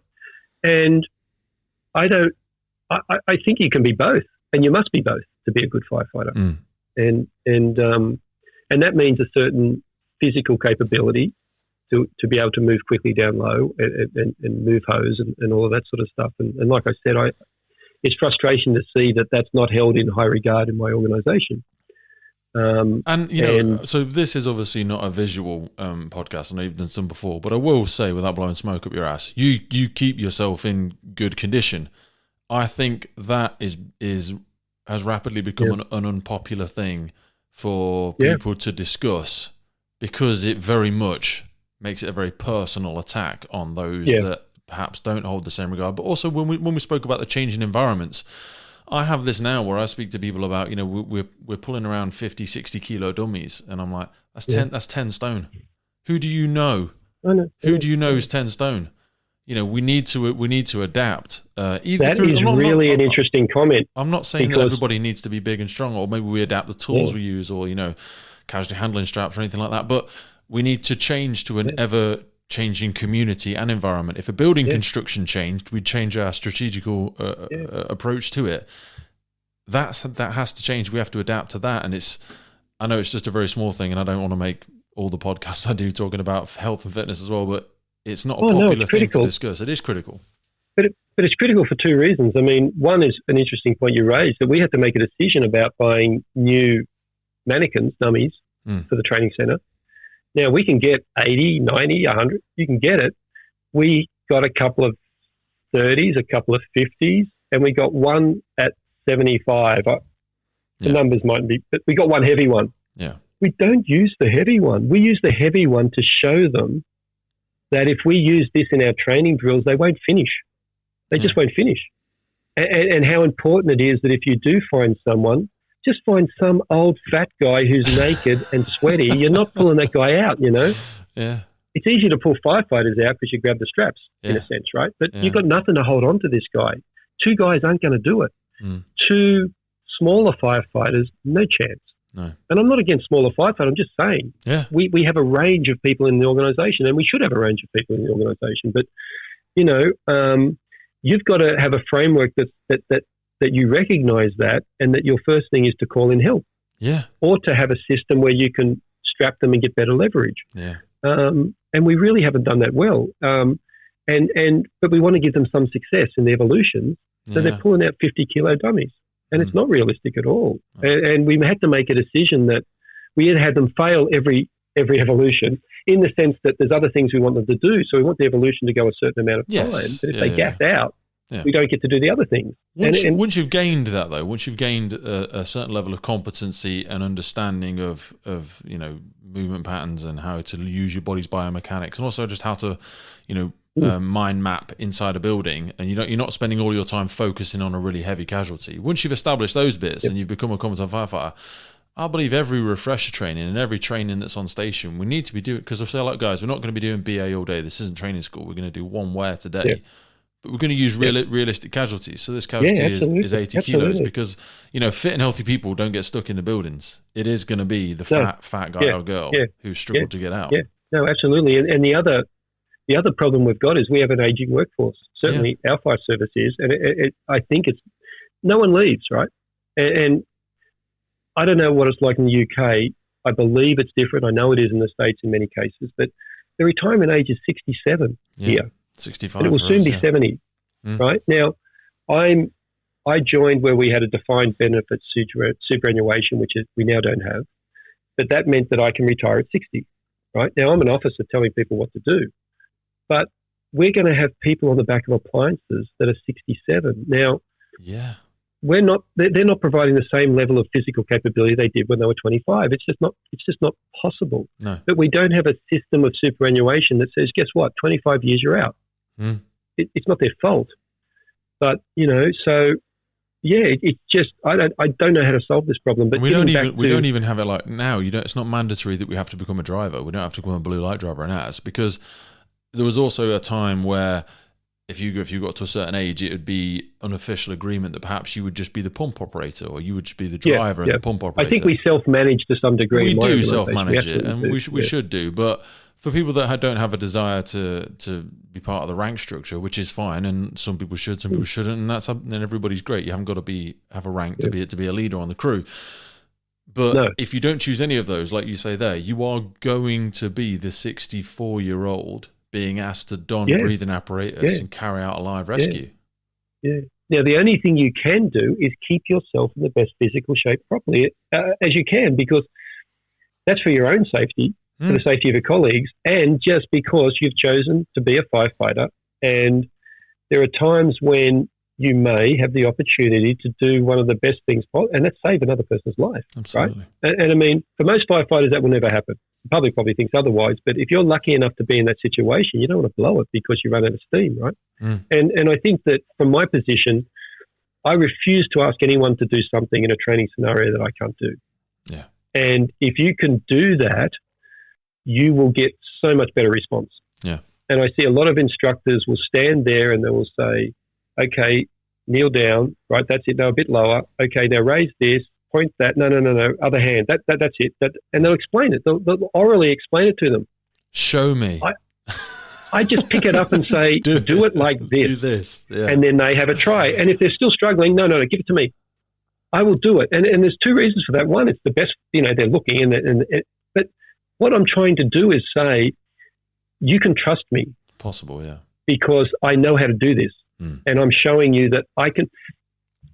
An instructor should be the best person there. Yeah. And I say to my instructors, you have to be the best on the nozzle. Otherwise, don't teach it. Walk away now.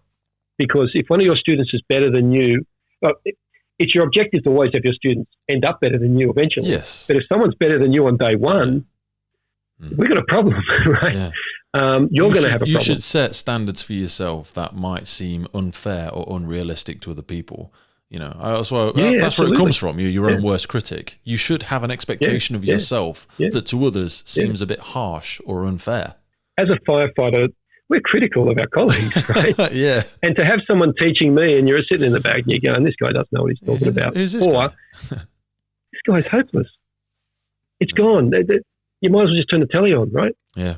So, but my rank is a rank which tends to come with some age. I mean, I'm 56 and, so it is a challenging time for most people, and luckily I've been able to maintain my fitness and haven't been ill and so on.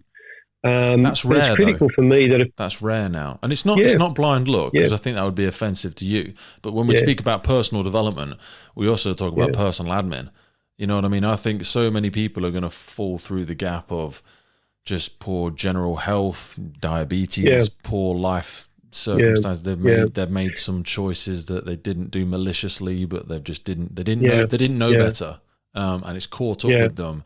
And I think your situation is one of your own creation, but it's gonna be a rare thing. Yeah, and look, I think that the flexibility is one thing which the fire service hasn't concentrated on. But as we work lower and start to be more capable in more challenging environments, the lower you can get and still move freely is really important. And we have a health and fitness sort of part of our organisation that are doing great work in that area. But it's amazing how many firefighters don't take advantage of the programs that these guys produce and so on. I don't know if it's the same with you guys, but it's, it's very similar. Yeah, I've only personally had to take a massive interest in it because of injuring myself a few times. I stretch 20 minutes in the morning, 20 minutes in the evening, and also I'm quite big, so my range of movement I found limited at times. And it's only when I got back into swimming and stuff like that now I stretch every day. My daughter does gymnastics as well, so it's something we do together. But I digress. But it's super important. Yeah. But I mean, I keep on saying to young firefighters, one of the biggest challenges for you is to maintain your fitness and core strength for as long as possible to be effective. And if you're effective, you're safe. So we get back to that argument. I don't say I want you to be a safe firefighter. I want you to be an effective firefighter. So, but yeah, it's critical to have a long career in our industry. What is a common piece of advice that you think people should ignore from the sector? Something you hear commonly that you think people should ignore that? Okay, should ignore. Okay, I'll be really specific, because the only one coming to mind is, I'm trying to word this properly. It gets back to this risk aversion that says that if I'm pretty sure no one's in there, why would I risk one of my firefighters to go in there and save more property? How would I word that? I mean, I just see this sense that people are more willing these days to give away property because there's a perceived risk that's not even worth a guy spraining an ankle or tripping and falling, or or another exposure to smoke. Yeah. Right. Which is important. I get it. I really get it. But I talk to my guys about, let's look at your standard small business factory, right? And it employs 10 people, but guess what? It's only just making enough money to survive, right? If it has a fire, no matter if it's insured or not, if it has a fire, it's over. It's game over. Right? It's game over. 10 people lose their job. That is life-changing for those 10 people. They may never recover from that. The economical cost to that is massive. Oh, to those people, it will break marriages up. It will destroy kids' lives. It causes enormous problems that we seem to just shake off and say, well, no one got hurt, and it's probably insured, and, it's a shitty building anyway. Yeah. I don't think guys understand that's a very shallow sort of assessment of what is really going to happen over the next couple of months. So once again, I say to my guys, if we can go in there and do our job because we're good at what we do, let's save this business. And if we can limit damage just to this corner of it, and they're starting work again in 2 weeks instead of closing down, that's an enormous save. Yeah. And we talk in our industry about saving life all the time. That's life saving in another way, But there's this sense that in a debrief, why did you push the attack? That you put guys at risk when you didn't. No, I didn't. They were capable of doing it. Let them do it. Yeah, we trained them. Exactly. And our act says we save life and property. And I just think that there's this, and I come back to this risk aversion, and it's all for the right reasons. Because we didn't care enough about it before, and the pendulum's now gone too far. Yeah. And I think we're putting some chains around some guys that are really capable and want to get in there and do their job. We can't keep saying things well, did you know 80 years ago we did that and sent 6 people in and they all died? Okay. Exactly. Okay. We know that, and we've swung that pendulum back. Can't keep harping on at that just because I wanted you to go in with a set on. Okay. And by the same token, exactly. And by the same token, if you've addressed the equation, the spread, and you have to go defensive, you have to go defensive. Yeah. But if you've addressed the equation and they're capable, and we have more, our side of the equation is more positive, we are greater or equal to this task, let's do it. Yeah. But if you haven't addressed the equation, well, it's when you've made those, if you've understood the capability of your crew, risk is manageable. Mm. But if you don't, it's not just that, like I said, I mean, there are firefighters I wouldn't send into a standard house fire because I would be doing them a disservice because their capability doesn't match it. And there's a good chance that risk will increase to an unacceptable level. Yeah. But if they're capable, I'm doing them a disservice by not allowing them to do their job, and I'm doing the public a disservice. And also, you will create a sense of disengagement and lethargy. They'll become lethargic and absolutely. disinterested. Absolutely. If you keep, you've got to keep sharpening a knife. Otherwise, if you leave it in the drawer all the time, it will just become soft and dull. Yeah. It won't. But you've got to be able to have that exactly, and that's why I say fight every fire like there's someone to be saved. So when there is someone to be saved, you are that sharp knife. But the sense that you've got to still have that conversation, because if you don't, they could lose half the house because someone said it's not worth any more risk. Yeah. And the people will still come out and say thank you. Yeah. Right? So you're getting a positive feedback for something you shouldn't have got positive feedback for a low level of output. Exactly. But so they're getting false feedback and then that's confirming and validating that. But if they say that in one room, the people still come up and say thank you. Yeah. So this is the problem, right? So you're right. It's someone a has to positive have the conversation reinforcement for a poor behaviour. Yeah. So in a hot debrief after a fire, I just say to guys, this is a sixth alarm every day of the week, and you didn't have a sixth alarm. You stopped it. You're different. You're better. Yeah. That's what they need. Yeah. Because if it was a sixth alarm and it shouldn't have been, you need to be able to say that, right? And it's not just an outcome. But every fire seems to be just an outcome. Well, if we didn't have as much success as we wanted, it's not our fault. It was just a big fire that day. Yeah. Do you know what, you make a great point there about there's a great book that talks about the way children develop, about rewarding effort versus rewarding outcome. If you reward the outcome, if you like, say, to use it in a fire service example, if you reward the outcome as no firefighters died and the fire went out, you get a fantastic job. But if you reward the effort, which is, guys, you relentlessly pursued that, you tried 7 angles, you adapted your strategy when you saw that it wasn't working, bang, that is rewarding effort, because then that person faced with a greater challenge will still have a relentless desire to apply greater effort. But if their outcome is always, I just need to make sure no firefighters die, and eventually it goes out, well, hell, let's just let it burn for 3 weeks and not put anybody near it, because I'm hoping eventually it's going to start raining at some point because it's late.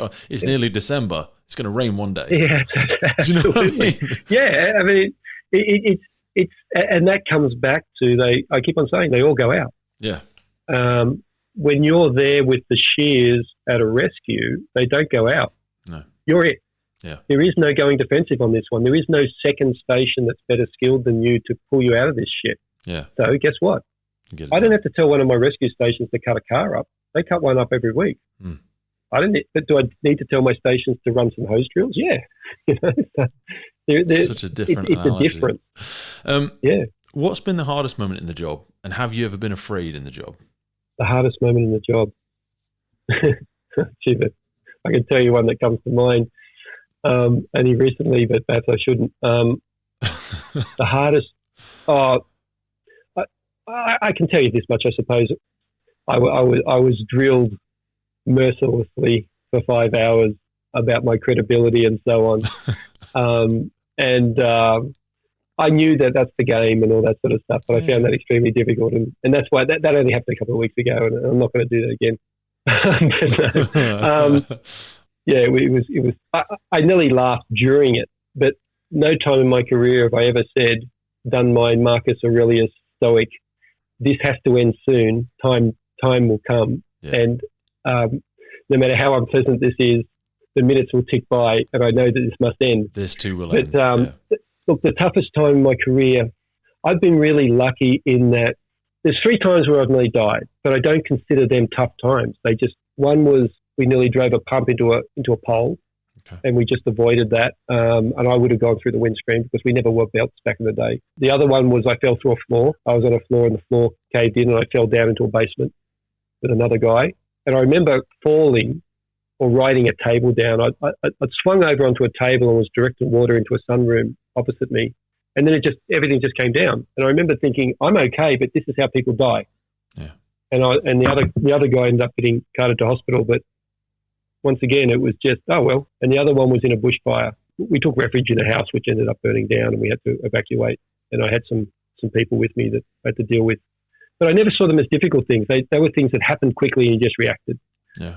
What's the most difficult thing in the fire service? Taking fire service exams is stressful. You know what I mean? The memory test to get to that next rank, so they can ask you any question, and you try and learn it all and rote learn it. And for my inspector's exam, I had a lot to lose because I was the fire guy, right? Yeah, I was an SO punching above my weight, and suddenly, I mean, I'm burning a house down in a quiet structure, but one week before my inspector's exam, and didn't have the prep that I should have, and that's tough. Yeah. I hate exams, sitting down and doing exams. So the toughest points in the brigade have been doing exams. No, I'll tell you the toughest. The worst day in my career. Wow. And this has some value. I'm sitting in my office, and the paper in the morning, and the news is coming on the computer and the television, and some of our firefighters had saved some people in a fire in Redfern, an inner city suburb of Sydney. And there was a picture in the paper of them standing there with soot on their faces. And I remember one of my instructors said that his kids said to him, "Dad, they must have been wearing breathing apparatus." And that wasn't all of it. And whether they were or not, I don't know. But in the story, it said, and in the caption on the picture was, "Sometimes we don't have time to take a hose. We've just got to get in there and rescue people." So my phone started ringing. Every instructor, anyone at my level and below was ringing me and saying, "What are you going to do about this? That's not what we train guys to do. We train guys to be good enough to take a hose and have that hose with them." And I just said, every time I just said, "I'm not touching this with a 10-foot barge pole. I can't. It's not. You can't." They had a win. Mm. They did what they thought was appropriate, and they had a win. I'm not touching it. And this went on most of the day. Then in the end of the day, the commissioner put out a memo to all members, and it said, what a fantastic outcome, and those guys in the best traditions of the service did X, Y, and Z, and all that sort of stuff, and so on. And I broke, and I sent him an email. You can probably see where this is going.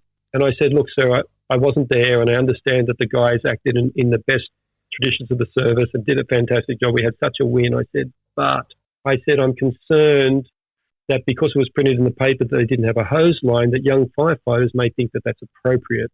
Yeah. And it's not how we train guys. So I just think it's important that perhaps we might need to, I don't know. So I said something like that, right, in this email. Yeah. And he replied straight away. This is 6 o'clock at night. I'm sitting in my office, and he replied straight away. And he said, "Oh, yeah, no problems, John." And he was the biggest supporter of the training program. And he said, "Yeah, no problems. I get it. And that's right." And he said, but I hear that the second station stretched the line quite quickly. And everything was okay. And that's when you stop, Yeah. That's when you don't send another email. Yeah. And I sent another email. Right? And you don't start. And that's I can laugh about it now. Don't send another email, or you pick up the phone and let's have a conversation. Let's not start ping-ponging emails. And you don't start the next one with all due respect. So I wrote another email that basically said, "With all due respect, sir, I can give you numerous occasions where firefighters have lost their life because they concentrated on search, ignored the fire, and there's rapid fire progress and so on and so on." And within what seems like seconds, another emailer replied, which gave me an incredible dressing down. "How dare you?" But it went on. I'd be paraphrasing if I told you, but yeah. And it went on, and it went on. Wow. And I just sat there, and I took it, and it was also CC'd to all other senior officers in the organisation. Oh, don't. And then the other emails came in. Such a dick move. I know, and everyone that wanted a shot and had been waiting for a shot had a shot. Yeah. And they just came in, and "How dare you?" and "Who do you think you are?" and just email after email after email after email. And I just sat there, and it was just the worst day of my life. And interesting, the next week we had a safety seminar running, and all the senior officers were there. I was there, and they were running little tables, and they had a scenario. And when it was finished, I was over at headquarters, hopping in my car to go back to training, and a senior officer came up and he said, "Oh, by the way, John," he said, "can I ask you a question?" And I'm going, "Oh, here we go." And he said, it wasn't anything about that. He said, "We had a fire last week, and a firefighter entered alone without the other crew member and ended up getting burned. You're not teaching that, are you?" I just, after what had happened earlier on, I'm going, no, we don't teach that. We teach that they go in with us, So that was the worst day of my career, because when you have and I deserved it. Like, I really did. It really was a valuable lesson about a whole range of things, and it was inappropriate, and I knew it was inappropriate, because you can't. Those things are wins, and I wasn't there, and those guys did do what, in hindsight, was life-saving, excellent work, but I was so caught up in what was right and wrong, and what we did in the past, and what we should be doing in the future, and that I just went off. And no matter how I wrote it, and I thought I wrote it in a respectful way, and that even though I wasn't there, and all those things, it was inappropriate, and I deserved it. And really, in the end, it taught me a lot. And it was that's a massive lesson. That's a massive aspect. The worst day of my career. But actually, on the fireground doing stuff, what do I find most challenging? Bushfires. Yeah. I just do. Your resources are spread. You can't. I'm a control freak. If I can keep an eye on my guys and we have an understanding, I feel in control. Look, people would call me a control freak. I don't think I am, but I when I don't have information and I don't know what my guys are experiencing, it's stressful and anxious. And when you're a strike team leader of 6 or 7 pumps and they're spread over, a couple of 100 meters, and you can't see them, and there's a fire front changing and coming, and you're trying to sort of get a sense of what's happening. It's pretty bad. We had months of that, and it was draining and tough. But I had just to sort of end that story, I suppose, about being in control. I learned something from one of my first officers was an ex-British MP. And we had 3 British SOs on this station that had immigrated at some stage. And so he was crossing the T's, dotting the I's, but he was a great leader. And in the 94 bushfires, we had some bad bushfires in 94. I remember him turning to me and he said, "Take the Davy pump and this guy," and I was a senior firefighter, 2 stripes, and he said, "Take the Davy pump, that hose, and this guy, and defend at the end of the street." And he just turned away and walked up the other end to defend it. I would have died that day for him. Wow. You know what I mean? Because there was no, "Can you do this?" or "Do it this way," or "Are you sure you can handle this?" It was, "I want you to take that and defend the street." And that empowerment on that day, I've never forgotten it, and tried to do that with my guys. Yeah. And it can be difficult sometimes, because I want to tell them how to do stuff, and I want to lead them by the hand. But that was a powerful moment in my career. And 94, I would have been in the job for 5 years at that. I joined in 87, 7 years. And like I said, I was not retreating from that position, sir. I still remember to this day. It was just wow. But once again, he could have said, "Oh, look, this is a dangerous situation. We better all just pull back to the pump and leave." He could have done that too. Yeah. And I fear that sometimes these days we're not giving people the opportunity to become good leaders and to grow and to become confident by taking opportunity away from them. Yeah. Right. He gave me opportunity. As it turned out, it was a good call, and we did what we had to do. And I grew 10 feet, right, as a firefighter. And you have to be given that room to grow, though, don't you? You have to be given. You have to, and you have to be trusted. And it's hard. It's hard to trust people if you think they're going to hurt themselves. Yeah. I'm that guy that you're doing rope work right off a cliff. Yeah. And you see guys near the edge, and you sort of let your stomach get butterflies. But when you're near it, you're going, "I'm fine. Yeah. I just worry about that guy." Yeah. You know what I'm talking about? Always, mate, always. It's that unknowns of a human mind, and you glance back and is it that but you just got to trust top man's not paying attention? He's not looking. Why is he not looking? He's about to go over. Right, just rest there. Just rest there, guys. Right. So when we're about to go, and that you're like, I used to. Was somebody about to take control? Because or did I need to take control? It's such a fine. It's like a dance, isn't it? Oh yeah, it's a dance. Because if you keep on taking control, they never gonna work. Go, you know what? I don't have to do anything. He's going to tell me what to do. Yeah. Right. Yeah. And that doesn't help when you're not there. Right. So the other thing was that I used to have this analogy when I first became an officer that my guys were like, and this sort of steeled me for later on, and it's still in my framework, my doctrine now, but it was like working on your car with shitty Chinese spanners, right? And you're on that nut, and you're pulling, and it's just about to give, but you know that if the tool gives, you're going to crack your knuckles on and you're sort of going, ah. And that's what I felt like my crew was like when I didn't know them and didn't know the spread. I'm waiting for them to. I'm not sure if they're going to break, right? So I can't get them to do some stuff. I'm worried about them. I think they'll break. But then if you train hard and you share expectations and you know the spread, it's like having a good set of Sid chromes, They're not going to break. I can pull on them, tug on them, and stress them as much as I want, but they're not going to break. I know they're not going to break. Yeah. And that's a different mindset. But so that's the mindset that I try and get now, is that if I make them really capable, I can leave them alone and I can trust them and they'll be better firefighters and they'll grow. Otherwise, I'll just be a nervous wreck, Yeah, no, you're right. I love that as a leadership analogy, though. As our final one, it's a question I always love to ask everybody, and it's the same for some, but different for so many as well. And that is, what do you think are the great characteristics to be a firefighter? Okay, I think it's a guy or girl who doesn't overthink things, who is a confident person, and once they're given the training and the skills, they just want to do it. Okay. They go, okay, you've given me these skills, let me at it. And that confidence is really important, because there are going to be unknowns, and if you overthink it. And when I get back to that, have I trained guys to overthink it? Maybe. Right. We want people that say, you know what, we've got a job to do.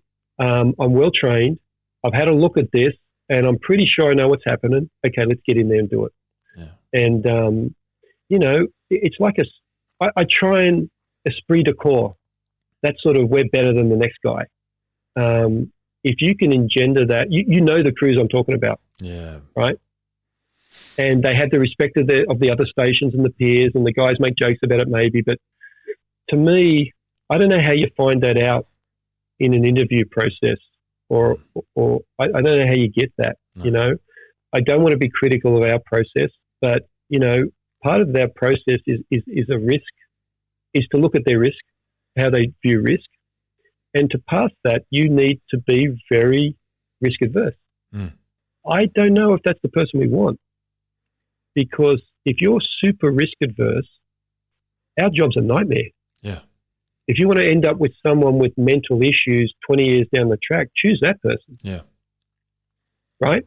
So we're actually selecting that person in our entry process. I'd rather have somebody that I need to rein in. Do you know what I mean? I always say to people, I'd rather have somebody that's really relentlessly enthusiastic and knows nothing, than somebody that is full of malaise, but they know all the information, they know the technical data, or somebody that's so, like say, risk averse, they're the safest person on the planet and they do nothing. I'd rather somebody that wants to do everything and rein them in. It's not the right job. That's it. It's just not the right job for those people. Mentally, it will just be anxiety and stress.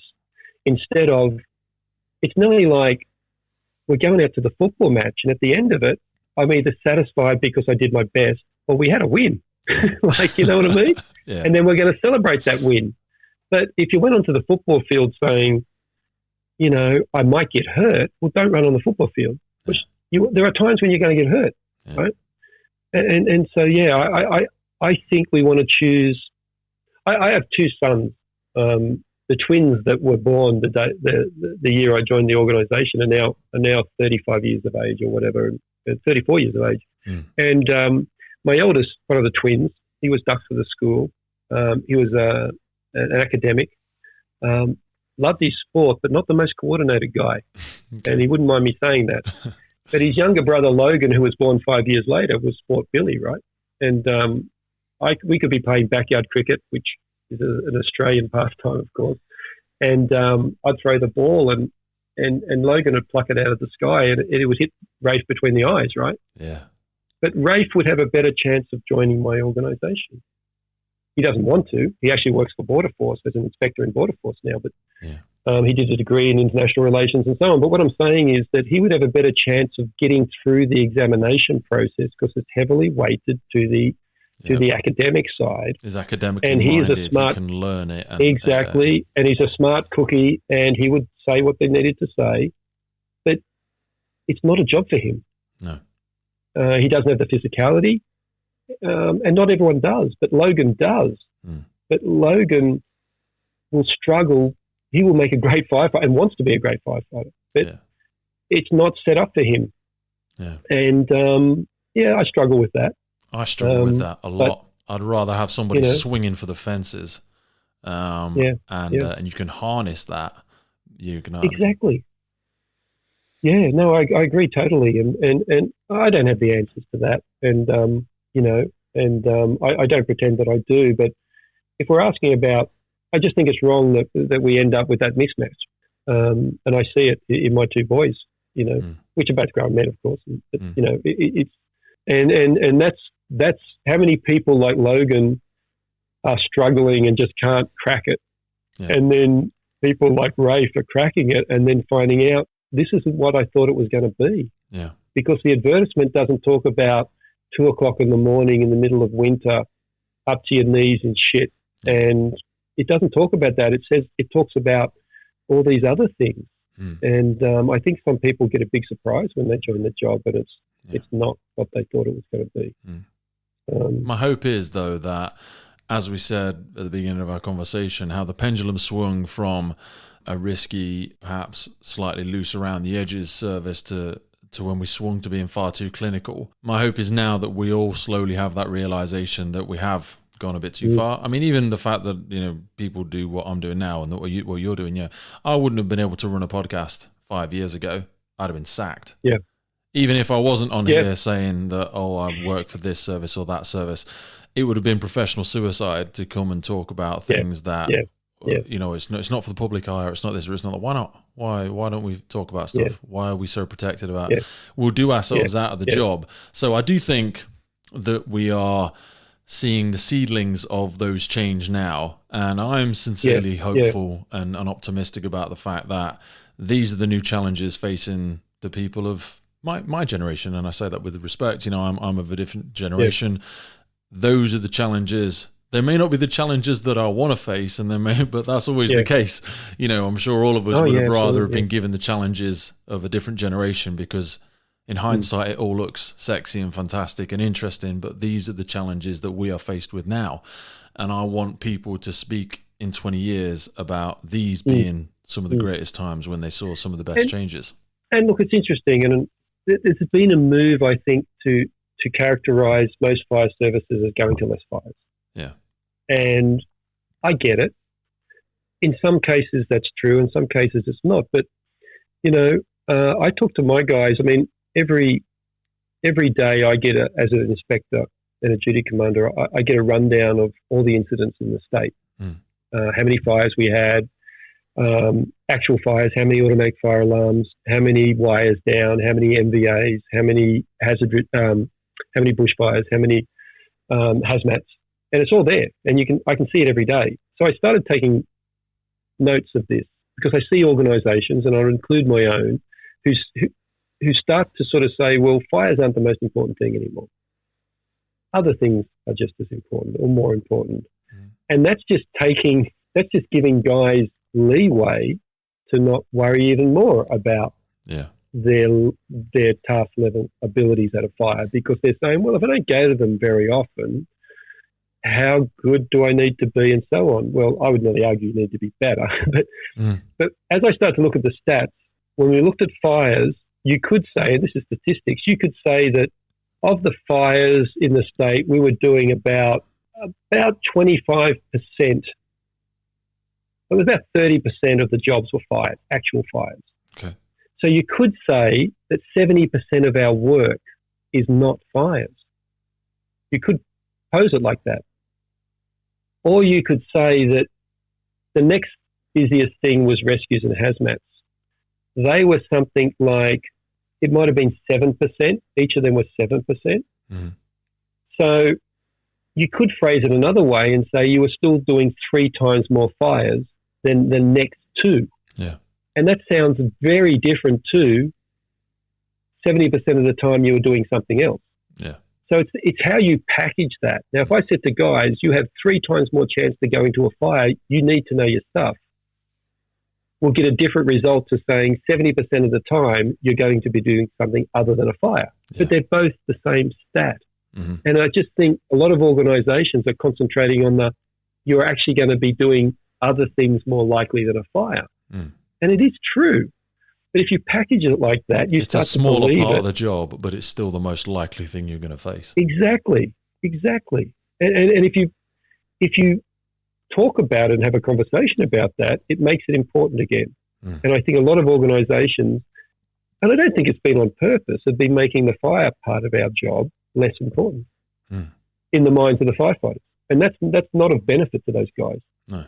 John, that has been an absolute whirlwind down several rabbit holes. I feel like every question I ask you has been like... I did warn you. No, mate. Every question I've asked you has acted like an atom that you have just artistically fractured apart to reveal actually 17 different questions within the question I thought I was asking. And I thought I'd done some good research. I've got 4 pages of notes, and you can see the number of scribbles that I've put on these notes from Steve Kerr to Chris Garcia to Ed Houghton to Carol Lambert. I think I've gone away with more questions. I've gone away with more answers, but I've also gone away with more questions that I want to do. And I thank you for that. We've done 4 hours straight without a break, and that is hopefully you take that as a compliment, because it seems like it was an hour. And this is the other thing, that I go and talk to my guys, and suddenly it's 3 or 4 hours later. But there's a sense that guys think that firefighters don't want to talk about this stuff. They do. They do. If it's valuable, right? They don't want to hear the same thing again. No, they don't want to repeat of whatever. Yeah. You can sit through a 40-minute standard operating procedure and they feel like that is 4 hours. Oh, yeah. Oh, yeah, exactly. So if it's a benefit and they feel like this has been a benefit, but, thank you for the opportunity. I mean, this is really important to me. I love discussing some of the concepts which I think are important in my stage of my career, but to give you the opportunity to then network into the Ed Houghton and the Carol Lambert and the Stefan Morozzo and these different people around the world who are my great friends and colleagues, and the Peter McBrides and the Juan Carlos and these people, and in Sweden, Nisa Bergström. I mean, there are people which I'd love you to speak to. And I'd love to speak to them. And like you said before, it's a great analogy of the whole instructing and training and development aspect that we spoke about, is that it's not because these things haven't already been said, but it's about how you say it. And what I say to myself is, creating the graphics and writing the manuals. You and I, even though we're 15, 20 years apart, whatever it was, I've learned from the manuals as well, but the manuals aren't getting touched these days. So the new manuals are going to be things like this. And I take a massive amount of focus and intensity in the way how I prepare for these, because I see this as being a way that the firefighters of today are going to develop. So it's so crucial for me. I haven't got the knowledge. It's not the bloody Pete Wakefield podcast. This is the Firefighters podcast for the emergency services, because I want people to hear this time capsule of invaluable knowledge and experience that you and all the people that we've mentioned there. But we need to package it in a way that people can digest it. So when they're on their drive, when they're on the walk, when they're in the gym, wherever they are, people can assimilate this knowledge in a way that they want to learn it. Because maybe they can't, or they don't, or they don't feel able to sit in front of a book. They want to hear the depth of John's voice. They want to see and hear him communicate it in a way that they can digest it. So thank you for giving us that gift. I am going to become a pest. I am going to bother you with so many, because I want to get in contact with some of these people and capture their incredible stories. So Thank you so much for that, brother. You know, and the fire service has been so good to me because I've made so many fantastic friends. You're now one of them. And like I said, I take great enjoyment in just unpacking things and talking about things. And can you break what I'm saying? I mean, are some of these concepts, have you found a flaw or can you break it? I mean, I want to know that because does it work? And see if something snaps. Because if I can't have a conversation and defend what I think is valuable, I haven't thought about it enough. And, you know, and if one of your listeners just says one thing, just strikes a nerve and says, wow, that's interesting, and mentions it to the guys over a coffee in the morning, I mean, fantastic. Bang. You know, absolutely. And if they want to contact me or any, you know, it's like Michael, the guy that, you know, I don't know him. Mike, I know him now. I know him now, but that's a testament to the things you've been involved with and the things you've authored on as well, though. He just contacted me on Facebook from memory, and we started a friendship. And suddenly he's walking around the fire station, and we're video talking about all these things. Yeah. And because he's interested, and that's the beauty of technology these days. And you know, he's like every other firefighter I've ever met who's not a fraud. They want to do their job better. Yeah. But it's easy to lose your mojo if you're not exposed to different ideas and different people, and you don't see motivation in those people. Well, you lose it as well. So, you can feel quite lonely, can't it? And you can feel a bit like, like you say, that you're one of very few. But that's what I love so much about this, that value of association. It allows people that are interested and that want to experience, that want to swim in the ocean of those experiences, are able to do so. So thank you for adding more water to our ocean, as it were. Yeah, no worries. And look, leave your country. If you're a firefighter in the UK, go to Europe. If you're a firefighter in Europe, go to the UK. I mean, it's so easy for you guys to travel. Like, I sort of get it if an Australian firefighter goes, hey, it's a long way. Well, this is going to be, and I'm just going to put it out there, this is going to be whether or not I practice what I preach, because when we started the podcast, it was just before COVID, funnily enough. It didn't start as a result of it. And I've made some friends with some incredible people from Canada, from Gibraltar, from America, you know, from Sweden, now in Australia. I actually have one relative in Australia. I've never met them, never ever met them. All right, okay. And I say to myself, because at the end of every podcast, it seems to be, look, Pete, if you're ever over here, you know, you want to spend a day or two, I'll take you to the station, and I am going to have to, because it would be unjust to myself, I'm going to have to try and crowbar those days out of my diary. And I'm excited to try and do it. It's a big task, but I know the depth and wealth of knowledge that I will gain from those experiences will be even greater than the conversation we shared today. From the moment I traveled, I was treated like a king. And it wasn't because, I'm not talking about last year or the year before, or because I was doing a presentation or a lecture or whatever. From being just a young station officer in Australia traveling overseas for the first time, I was a firefighter, and other firefighters treated me, and that's what we do, you know? Yeah. It's a very unique thing to be part of, and it's absolutely. You're part of the gang no matter where you go. Yeah, absolutely. I love that. Okay, well, I'll let John, you go.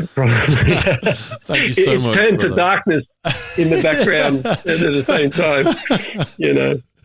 Thank you. So, and we've got my love to your family as well. I've stolen you away from your family for 4 hours, but that's okay. I look forward to speaking with you. This is the first of my five days off. Hey, are you working 24-hour shifts over there? Yeah, we have a few stations that I'd say maybe 40% of the stations in my service do what's called a day crew and plus system. So that's 24-hour shift, and then you can. Oh wow! Yeah. There's lots of different systems, and I like that. That's how the system is adapting to different people's demands. You know, we have our 224, we have our day crew, we have our day crew plus. So massive amount of flexibility for people that now want to come on that perhaps couldn't in the past. Yeah, well, we were always 10-14.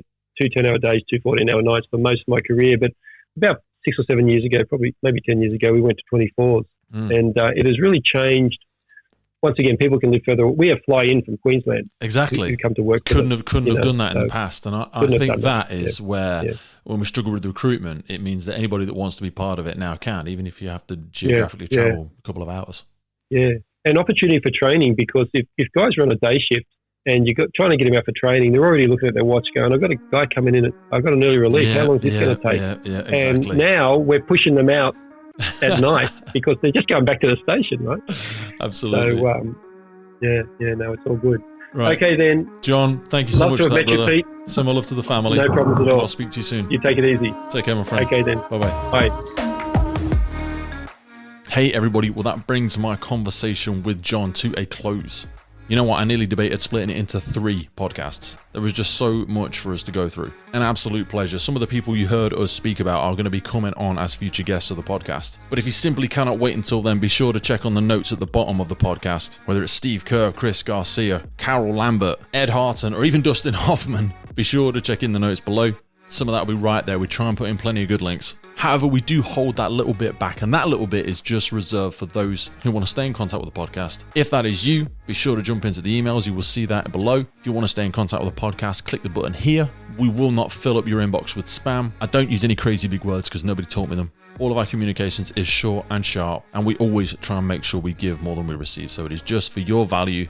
That is the best way to support the podcast. That is the best way to jump in there below. If you want to support us by sharing your best bits from the podcast, then jump on over to YouTube. That's where you'll get the sound bites. That's where you will hear so many incredible quotes, both from John and previous guests. These are short 60-second clips where you can find the best bits. So if you want to share one of them, it would really help us out. It's the best way for us to reach more people. If you're still listening to us now, that means you did enjoy it. So don't be selfish. Go on and share it with somebody else. We are stepping into some incredible circles at the minute, engaging with some truly inspiring people from the whole world of the emergency services, and it's our absolute privilege to share those conversations with you. So I truly am so excited to be seeing you all again back here real soon, to share in those conversations, to get that development, to be inspired, to be challenged, to be questioned. We sincerely hope you got plenty from today. We hope it was worth the investment of your time. We thank you for coming back. So until we see you again really soon, please stay happy, stay healthy, stay hungry, and we will see you again here real soon on the Firefighters podcast.